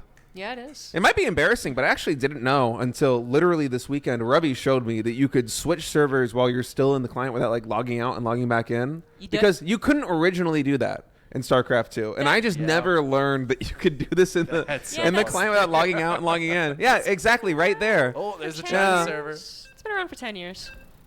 Oh, that was cool seeing the China server. 10 years is not. It's not long enough. Has it really been? Because that means I was an active pro and still not doing it. So, to be fair, Shit, they that's bad. They introduced it, and then they actually took it away accidentally at some point. There Uh, was like a patch or something where they actually like you couldn't do it anymore. Was there ever like a bug or anything with it? Like, was Almost certainly. Was there a because I might have had a good reason not to do it Almost at some certainly. point. Well, No, also, there it's not, was. I feel like it's not super Actually, common. yeah, no, I think there absolutely was where like if you, especially if you went to Korea, like it would Oh. it would break and it would like kick you out and you'd have to relog anyway. I might have known about it and just been like, I'm just gonna pretend this doesn't exist anymore. Yeah. And then eventually, I pretended so well, I actually forgot that it existed. I'm That might actually- have been what happened. I'm more on your side. I was making fun of you initially, but I do remember that. I mean, That was it's really possible that I annoying. am also just really not observant. I never noticed after 10 years, but Yeah. I mean, it's so long ago, it's impossible to say. Yeah, yeah. Thank you, StarCraft Historian, for the gifted sub, as well as making all of the questions for Yeah. the Oh, spicy. yeah. We added some for the spicy ones, but he gave us 32 solid questions of spice, and then also for the trivia contest, which Steadfast was just really good at. So he didn't have to drink at all because of it. Yeah, that's true. Oh no, yeah, you had to drink once. Oh, that's well. I asked literally the hardest question for sure. Yeah. What was that question again? The one that got enough people was the what was Take's Home Story Cup's bar in like their first. Oh, first yeah, I'm place. never. I'm not gonna know that. Yeah. I'm the kind of person who's watching. If I'm watching a tournament, if I'm not working it, I'm skipping to the next game the moment one is done. You know, Yeah. I'm not gonna be there for many bar shots. I was at that Home Story Cup way back in the day, and I know there's tons of people would just hang out at that bar, you know, because the place was so small. Yeah, it's really close. Yeah, exactly. Yeah, but I was actually working that event on the B stream, so I never really got to check out the bar. Yeah. Yeah. Still some fun stories from that, but that'll be for later. Fun stories about Home Story Cups for later, guys, because we have double proxy pylons, or maybe double fake pylons. With these two, I feel like it's gonna be I feel like it's real. real. These look like real pylons. Yeah, they're not leaving; they're just checking around. Why not? While they wait for the You gotta check for the other resources. player's proxy if that happens to be nearby. Exactly. Yeah. Why not? You're waiting for the 100 gas. Oh, let's Oh, go. man. Can we get Happening. another Stalker and Warpgate here too for Trigger? Okay, perfect. Perfect. That's just beautiful. Double proxy robo. Yeah. I actually feel like I never see this, despite how common proxy robo is. The proxy robo, you never. Oh, you mean the double proxy double robo? proxy Oh robo. yeah, yeah. It's a Yeah. rarity. It's a treat. You know, in a best of 9 like this one, we get a lot of shots for potentially seeing it. So it's finally coming through here in game number 7. I wonder who is going to notice first, because that's a big advantage. Trigger, if this probe is able to spot that robo, I feel like Astrea might know. Just I going mean, through the base. you like- know that something is happening, but you don't know it's this. And but Trigger does. Okay. Trigger does spot it. Oh, the Stalker, are we going to see it? There Okay, it they is. both find out at basically the identical moment. That's incredible. Yeah, that's really good. That makes this even more interesting. Well, can anybody shut down a pylon? Actually, if both of them could just shut down the pylon, we could just go into a macro game. There's like a non-zero chance that's about to happen. Both players just fail the proxy robo and expand, and it turns into a completely normal PvP. Like, they're is that both, not they're what's both about to happen? 75% done. I'm really Oh feeling. my goodness. I'm feeling like the gif of the dogs like barking at each other. Yeah, and then, And you, then they open you the open door. the gate, Yeah. and you're like, Yeah, and then they just leave. close the door again so I can bark some more, please. That's actually what Yeah. Astrea is doing it anyway. Boundary aggression, I think is what Trigger that's called. doubles down and builds another robo. Oh, that's sick. What? That's a big brain move from We are Trigger. playing a robo game. I don't care if you kill it. There are two types of people. Yeah, we're clearly seeing them. Yeah, Yes. these are the two types of people in the world. Absolutely. Embodied Justin, Astrea, and Trigger. Well, Trigger, I'm sure, knows Astrea is just going to take an expansion. Like, I feel like anybody could have called that in this situation. And I feel like he just wants to take advantage of it. I love how they're both just making robos. Astrea's just doing it after building an expansion. We're gonna have 4 robos done at like 4 minutes and 30 seconds and 0 robo units on the map.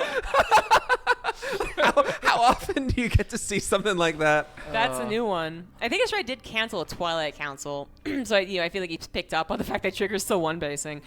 So the robo's going to be helpful. Hopefully I'll have time to actually use it. Force field's on the ramp. Adept's trying to come in on the backside. It's kind of cute, but not really. Oh, that's nice. That's a good force field. Gets and the two Adepts, stalkers. maybe they want to try and like snipe one of these sentries. Not going to be able to. Not going to get to the main base either. Astrea on top of things. And these Adepts also getting stuck there. If he chases down the Shades, he might have been able to get the kills, but instead just going to confirm the one. Playing it nice and safe.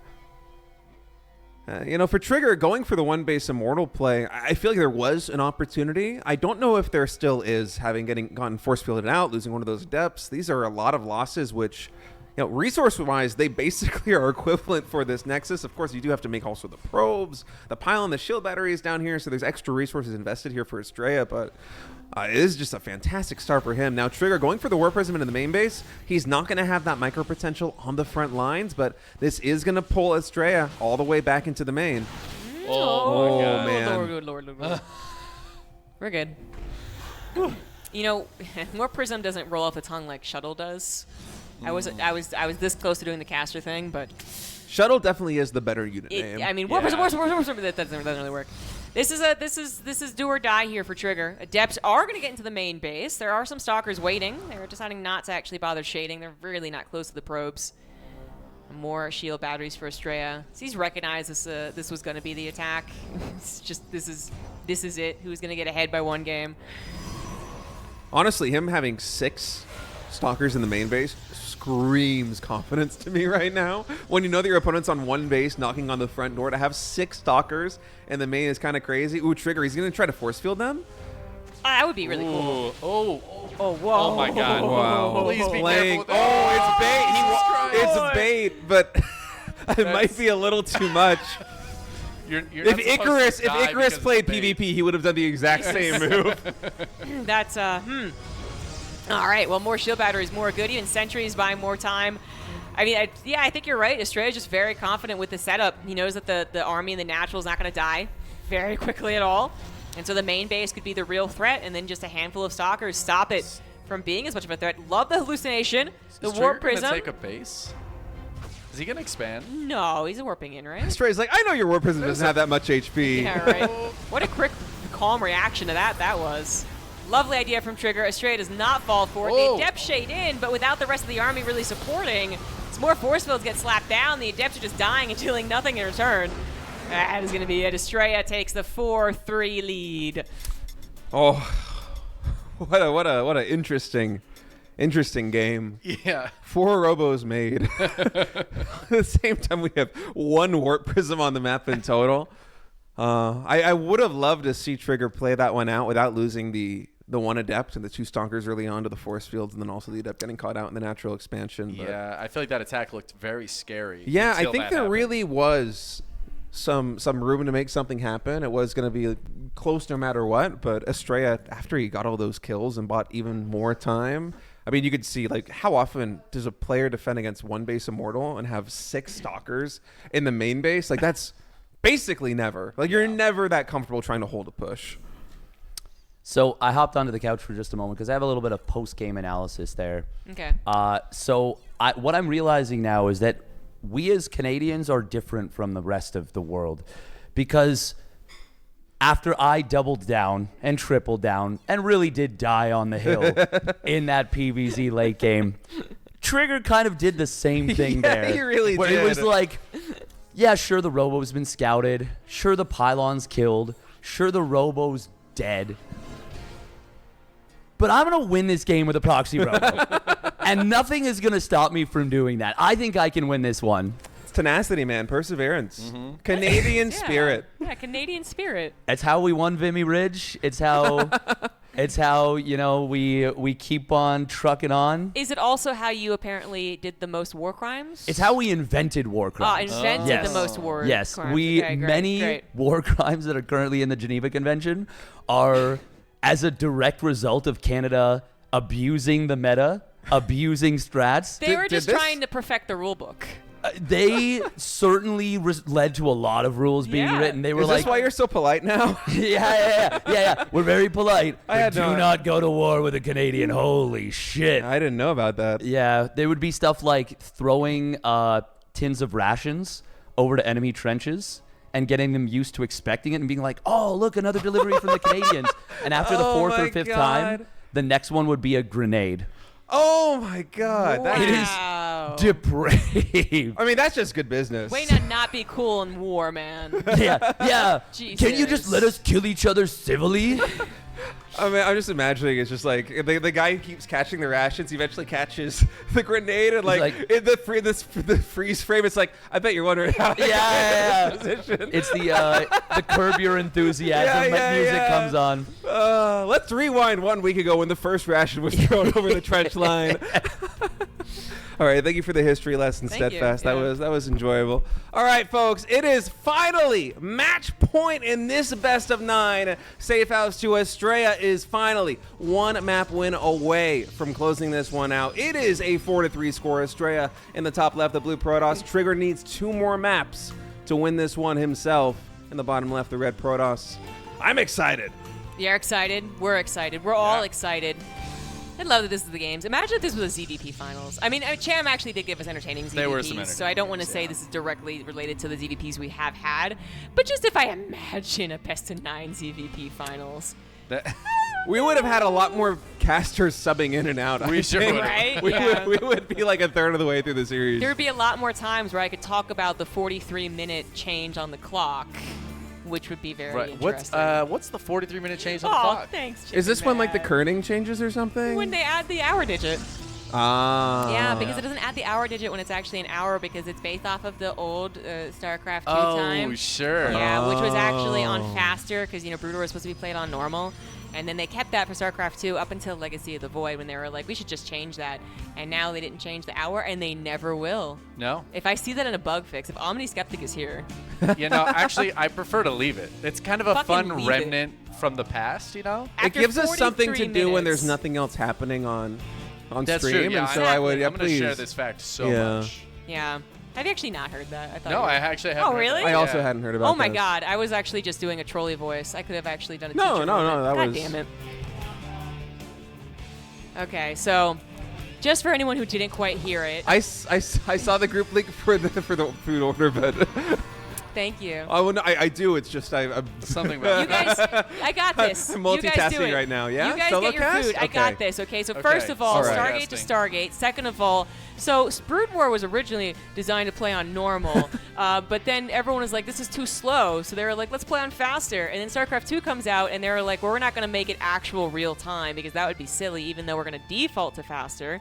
And so when Legacy of the Void changed us to real time, that's the thing, is that it used to be fake time in StarCraft 2. Now it's real time in StarCraft 2. They forgot to take it away, the hour position, so It has to do with a whole 20+ years of StarCraft history, so I think it's pretty cool. But it is Stargate to Stargate, and it is going to be Astrea going for that Phoenix again, just right off the bat. This time around, it's going to pay off. It's also not supply blocked, which was his issue on the last Fantasy game. So it should be around available for Trigger's actual for real Oracle opener that he went for. Let's see if the Phoenix is perfectly positioned or not. That is the main question.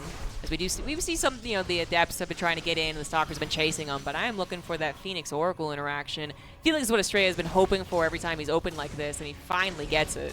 Yeah, especially with the shield battery there, too. You can see Trigger's just going to throw down the stasis ward because there really is nothing else you can do here with that one Oracle. Oh, nice win. I'm actually surprised the second one got thrown down. I did not know the math on one Phoenix killing an Oracle, how many stasis wards you could throw, but now I do, and I'm grateful. Yeah, it's good to know. Yeah. State's brain just got a little bigger, just a little bit. Eventually, oh, God. we've already been making fun of me because I have to like max the size of the headset Yeah. Every time I put on. the headset on after States had it on, it just goes down to like my the bottom of my face. Like I don't even know. It's not even close to my ears. It's where I store my builds.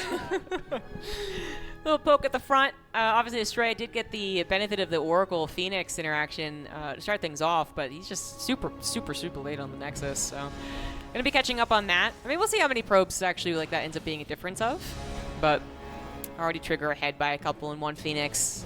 Will not stop. Will not kill any probes. It will stop a probe. Won't kill the probe. That's right. It's like a mini stasis ward. For just Very like the mini. one is a really mini stasis Yes. ward. I've done that so many times, just like, you're going to press F1 and right-click that mineral patch. I'm going to make you do it. Astrea is a better person than me, though. He's going to save the energy. Expanding now, Blink. About the same amount of time between these two. I would say that if Astrea is able to throw down like 2 more Chrono Boosts, you can close the time gap between those upgrades. But I wonder if that's going to be consequential because as it looks right now, I'm kind of feeling more of a macro game coming in on this one. Astrea really hasn't been pulling the trigger very much in terms of being aggressive in this situation. Pun unintended. I only realized that after Steadfast started giggling on the table. But it's actually going to be a Dark Shrine coming in. Interesting. Okay, well, he has dominated the skies, right? So the Oracle being rebuilt is certainly very low.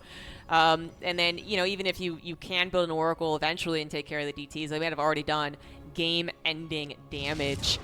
This could be really good. Phoenix was just killed, but, again, you're still not going to remake the Oracle at this point, unless you thought something was up. And right now, I don't think Trigger's had enough information to even suspect something. In fact, Trigger's very focused on doing his own proxy. He's going to try and apply the pressure to his opponent, but his opponent's not really applying pressure, just trying to get a cheese, a sneak. Like, do you, yes, no, have detection? And the answer right now is no. It's absolutely a no. This could be the final game, guys. Just a reminder, the Match Reno is still up. Get it in there and give these players as much money as possible for entertaining us and participating in Safe House, too. Oh, Hallucinated Immortal as well. If Trigger was watching, he would know that was hallucinated because it hit a Stalker that otherwise was not hit by Astrea's army there. But, oh, man, what a smart move. And he pulls it back. Trigger right now might think that Astrea has a robo because of this hallucination. This could be a tournament-winning move right now with this Immortal. Okay, shield is activated. The damage not coming in, but finally hallucination expiring. Trigger should know what's up, but is he going to put 2 and 2 together? Will he know that this means that there's a possibility of DTs? I think not. There still is no detection. I think he might just be a little SOL right here. So focused on his own aggression, trying to take advantage of what seems to be a much bigger Stalker Ball. But there's a reason it is a bigger Stalker Ball. We have Dark Templars about to appear in Trigger's natural. I don't know what he's going to do when the first swipe happens. Obviously try and get an Oracle, but he's going to try and base trade this. I have no idea. There it is. The DTs initially go the wrong way, but they're cool. They're good. They're not drunk, and they will find the probes. And that might just be game. It might be, but there are a lot of Stalkers here for Trigger. He's building a Robo right now. He's also adding in the Oracle. Unless Astrea is able to take down the pylons or the structures, I'm not sure. That word count, it's slowly getting whittled down, but Astrea has already lost 22 probes. There are a lot of Stalkers on the map right now. Yes, they are injured, but look at the army supplies. 51 right now to only 18. Trigger, he has the critical mass. He can one-shot the Stalkers of his opponent. The Oracle is nearly done. That's true. He's also getting a Robo. I mean, he's going to have multiple options for the detection. The Oracle should be coming on over to help out the Stalkers with the defensive DTs, continuing to take the fights when he can actually see the units. Even Zealot showing up here for Trigger as well. He doesn't have any economy, but he's trying to win this game. One Oracle, one Revelation right now. There's only one DT gone. The other one did split away. I don't think he started up an Observer. He does have the resources. I think the Robo is still powered. Might want to also get that, but he's so focused on trying to end this game in this base. Taking on all the pylons right now. Everything is going to be depowered. Another DT coming in. Oracle Revelation is going to be off of cooldown, but, you know, for Astrea, he doesn't have the gas income, or soon he's not even going to have the gateways to warp in more DTs. I think Trigger has actually done this. He might not have seen the DTs coming, but it doesn't matter. Another Revelation is coming in. Are we going to go to a game number 9? I think so. Oh my god, I can't believe this actually is going to do the trick. The DT is not enough. The Oracle's going to have plenty of time to get a lot of energy for the Revelation, so the 2 DTs in the field shouldn't change this too much, but Astrea not going to give up. Of course he's not. He's actually going to go for the bases. He's going to go for, I mean, a literal base race. Find out all of Trigger's buildings and try and kill them? There is a win condition for Astrea if he is able to snipe the Oracle with the 4 Stalkers he has on the map. Yes. He might be able to take down the buildings of his opponent. He has 4 more probes, so a lot more went down. We still have 2 probes on the map for Astrea, and he has enough money to build a Nexus, but losing these Stalkers, you're losing your chance to snipe that Oracle. Yeah, interesting. With 2 Stalkers, I'm not sure if it's possible. No. With 4, there was room for it, but now it's going to be so tough. Yeah, I wonder why Astrea bothered taking that fight. Yeah, I just don't know. I mean, there is still the Robo power, but Trigger has no probes left and no ability to make them, so it is just going to come down to Trigger killing these buildings. The probe in the lower right, though, 500 minerals here for Astrea. He could hold on. Well, if he doesn't want to be revealed, he's going to build a Nexus. Astrea's DTs have been cutting into Trigger's buildings. So 1 Nexus down, 2nd Nexus will fall. He'll also be revealed. This is why I thought that was the win condition. No, this I is thought smart. Astrea was going to go for an actual base trade. Like, you will not have enough to rebuild your buildings, which he is correct about. Trigger has no probes and no minerals, so. But losing the Stalkers again, yeah, that's GG. yeah, GG. Astrea knows it. That was a smart move though, coming in Wow. from Astrea to try and pull the rabbit out of the hat there at the very end. I think it was a big brain move. It did not work out, but we're going to a game number 9. That's crazy. You know what's funny too? This is what I forgot to I wanted to mention before the last game, and that's what got in my brain. They have won on their own server choice so far. Yeah. It has been exactly 1-1. Is that right? Yep. Yes. What Astrea server are we wins. going to for the final game? Question. Should we coin flip for it? Europe? It's America's. So Astrea theoretically should be winning here. Could go to Australia server. Just make it terrible for both of them. Yeah, that's what I'm saying. Yeah, you're right though. Even it out. That's an interesting compromise. Man, what a close series this has been. Every single game has been very unique, too. They really Which, have. I mean, a lot of series have unique games, but most series are not best of 9. So I always it consider- honestly does say a lot. I consider PvP to really be where strategy kind of takes control of like a series. Yeah. Because I feel like you might have a TVZ where you're just doing basically the same thing every single game, and it's just about whose control is better. And that happens in PvP too, but the strategy really comes through with what buildings you're putting where. It's so important. Yeah, PvP's been on a tumultuous road over the history of StarCraft 2, but I would say that now it is one of my favorite, if not my favorite, Yeah, match. I It's really either love PvP it. or TBT. ZBZ's a clown show, but no, PvP is so much fun, and Trigger and Astrea are really showing us why. There is so much you can do. There are so many cheeky tactics. There are so many strategies, and we have seen each of these players deploy a ton of them, but only one player can be the Safe House 2 champion. ZG, best of 9. We are here on game 9. We're about to crown a champion. Spawning in the bottom left from San Diego, it is Astrea.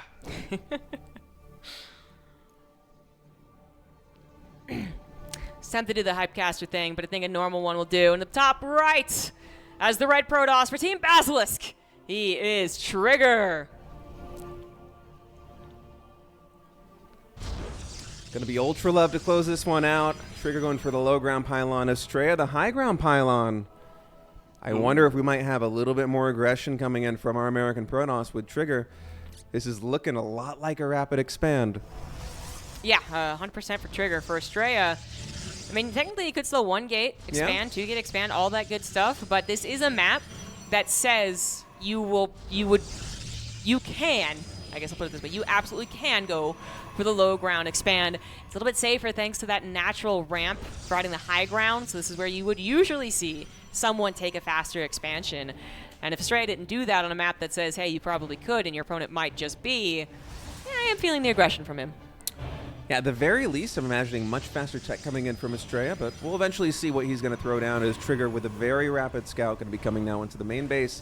Sees the double gateways on the high ground, not on the low ground, as well as scouting all these probes. Now, Astrea, are you going to proxy your second pylon after the Cybernetics core and try and throw Trigger off? I think it might be a smart move to do in any case, just because you don't want Trigger to be playing this game number 9 comfortably. And oh, are we going to have a pylon? That is very aggressively placed. And oh, Trigger, he's going to spot it. Yeah, spots it immediately, and that's not a trying to mess with him pylon. That one's meant to do something. Zealot being chrono boosted out right now for Trigger to have something on the field before that Cybercore finishes up. Yeah, well, the Zealot's just literally going to kill the pylon. I mean, that is just a wasted pylon. You need that for the supply, too. Yeah, Astrea might need to consider a backup pylon situation. I really feel like he does. Just put one in the main. The Stalkers are not going to be over here in time. What's this probe going to do? Build another pylon? Maybe.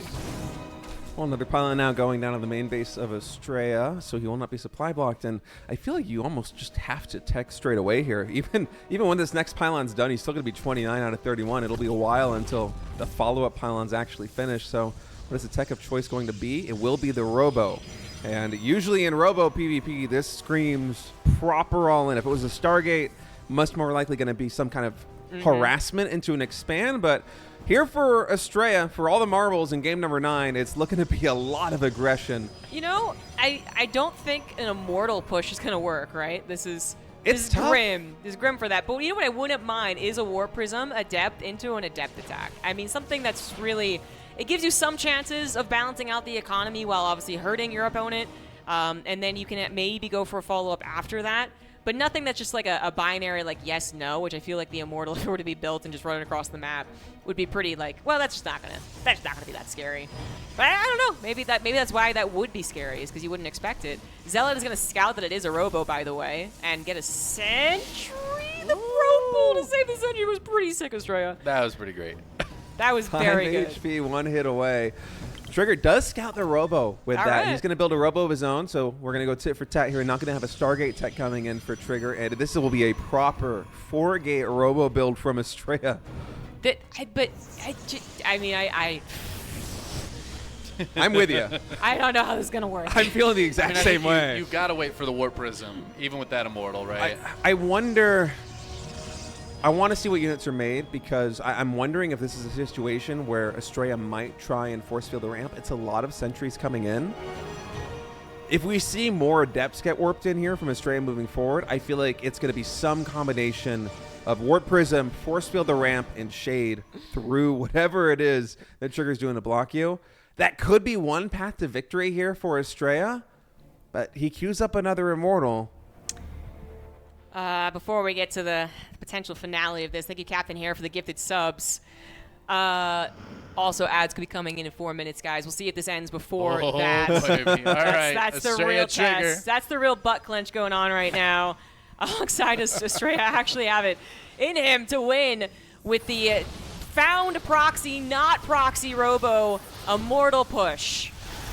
One of the advantages that there is here for Astrea is that he can start getting to work on these gateways, on these cybernetics core. You can tell it's a very awkward proposition here for Trigger to try and get something done until his defensive Warp Prism is out on the map. So Astrea, with a really good start thus far, is actually able to catch the Immortal right there. Between the pylon, the gateway, and the force field, shield batterings are saving it for now, but this is getting to be a dangerous position here for Trigger. Shield Batters are pretty good. Shield Batter's going to keep that Immortal alive for a while. Yeah, it's a couple of good force fields from Astrea, pushing that Stalker out to the front. Doesn't quite have the range to go for it. This is going to be the battle that never ends, apparently. Yeah, finally, the Warp Prism is done here for Trigger, so he has an answer to the force fields of Astrea, but I mean, already the sentries, they're very low on energy. Another force field is coming in. That's going to force the Immortal all the way back to the shield batteries again, and Trigger right now, Cybernetic core is done. He can only warp in Zealots from these gateways. Is Astrea. He's trying to push through. His composition right now, it's mostly Adept on the front line. They're not taking bonus damage from the Immortal, not taking bonus damage from the Stalkers, and they're also very good against the hand that's forced by Trigger. He has to warp in Zealot, so some smart moves from Astrea, but is it going to be enough? It looks like Trigger has the momentum. Yeah, the Adepts aren't killing other things outside of the Zealots that quickly either, so this is why these battles just keep on going on and on and on. But right, as long as we're warping in Zealots, the Adepts have been very helpful. 2 Immortals now for either player, both the Warp Prism. Trigger still has all these shield batteries, and some of them still have juice if he has to fall back to it. That's exactly what he does. Still 2 Immortals alive, juggling now the rest of the non-Immortal army. Astrea possibly finding a path to victory as he warps in yet again as many Adepts as he can get. Trigger still has a lot of probes that he could pull to help out, but it seems like he doesn't think he has to. As the 3rd Immortal joins, there's the probe pull, and is that going to be the trick to end up defending Trigger's actual base? Oh man, it's looking so close right now. Astrea, he has to retreat. There's only 1 Stalker, so the Warp Prism getting sniped, it isn't a danger, but there's very little production here for Trigger. 1 more gateway is finishing up. That very well could be the only gateway that's on the map right now here for Trigger. Does he have another one in the main base?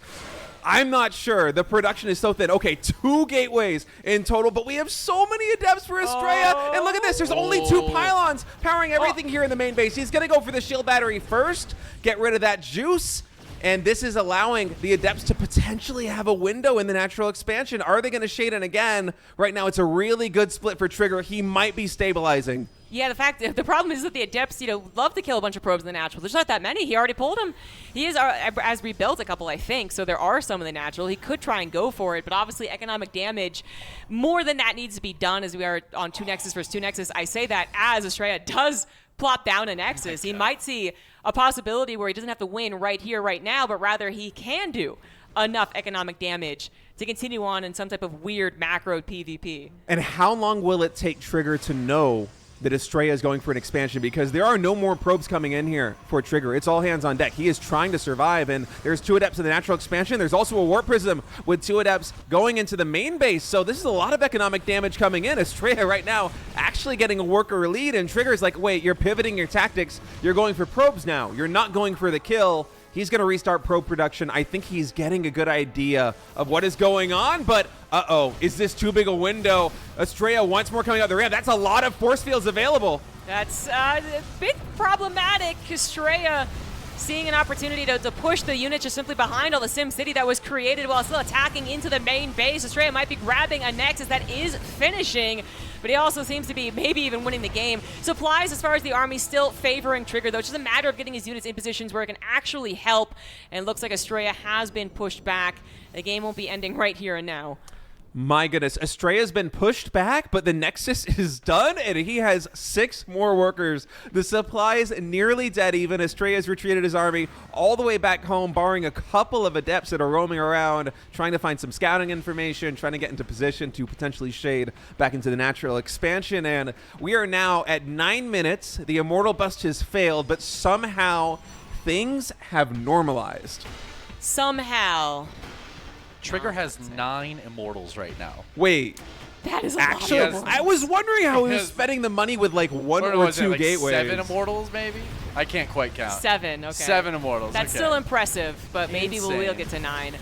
2 Immortal drops. I mean, no one has Blink anytime soon, so War Prisms are going to be a nuisance for a while yet. Twilight Council is on the way for Astrea. I would say he is going to go for Blink, but I mean, it's kind of hard to decide, right? Blink would help against the War Prism shenanigans, but maybe Charge would be a little more of that direct fight against someone who is so Immortal heavy. Like, would you build Blink Stalkers into now 8 Immortals? Absolutely not. I No would shot. not. Charge first, Blink after. Charge first, or okay. It's going to be Glaives. Resident Glaives. Oh. Either Oh, one. yeah. I think this Either is one. really smart. That's I just want to cool. say that this is the thing that I suggested right off the bat, the Warp Prism harassment into the Adept attack. Yeah. We just had quite a journey to get There here. was a lot of other things Yeah, going on. absolutely. All right, Trigger able to find these 2 roaming Adepts with the Warp Prism and Immortal. I think he might be able to get this one at least into the orange, but confirming a kill, nah. Straight just a little bit too fast, and Astrea is throwing down the third Nexus. It is 36 probes to 31 probes. Somehow that's actually hold that thought. Oh These Immortals my getting caught God. out. The War Prism is finally coming back in, but already one has been focused down. It's able to save the remaining two, but now the sentries, one or two of those also get taken out. Astrea, he is getting ready for some big aggressive moves with Glaives coming in. These are big trades. Force Field's also on Trigger's side, going tit for tat. They're able to catch a lot of these Adepts. Astrea did lose an Immortal there. Didn't pick it up in time. Force Field on the ramp, but of course the War Prism is available for Trigger as well. And these fights just are not... They don't end very quickly. The War Prism micro saving all of these units. The Force Field's keeping other units out of the equation. That Immortal stuck in place, absolutely taken down. Another Immortal goes down. Trigger starting to have that high Immortal count really dwindle. In fact, what is the end result from that? Does Astrea have more Immortals now? He's about to. He's about to have a fifth one pop. So now with the, we balanced that out. Really incredible micro there on both fronts, but of course Astrea coming out on top. I think more Immortals have died in this 11-minute game than any other PvP I've seen. More Immortals have died in this 11-minute game than the rest of the entire series, I think. Like, we've just played 8 PvPs, and so many Immortals have already fallen. Damn. This isn't going to end soonish, but Trigger, obviously we look at the numbers here. He's in a bit of a bad way. He is down in economy. He's down on army. There's nothing going for him. It's something that he can't technically win with defender's advantage of some sort. Good engagement, but this isn't the way to start it. Once again, not able to pick up the Immortal in time. War Prism was too far away. The rest of his army comes down the ramps awkwardly through the force fields to try and take the fight as Astrea also comes in with his War Prism. 2 more Immortals added into the equation. Trigger supply, his army supply at half that of Astrea. I don't know how we can recover from this. Astrea has a couple of paths to victory here. Another round of Adepts warp in. The army value is through the roof right now for Astrea and Trigger. I'm not sure how he's going to defend this third base. I think it is going down. It's going to take a miracle for him to come back in this one. Astrea somehow going from a 1-gate Immortal bust, not being able to break down Trigger, pivoting beautifully into the natural expansion, normalizing the game, winning the fight in the center, and now he is on the verge of winning Safe House 2. Trigger, he's going for a counterattack with 2 Immortals, but there are so many Adepts! That's way too many Adepts. 3 Immortals again. They're going to live for a while yet. The shield batteries have plenty of juice, but they are just going to be overpowered eventually. Apparently, that is enough Adepts to kill an Immortal that is powered by a shield battery.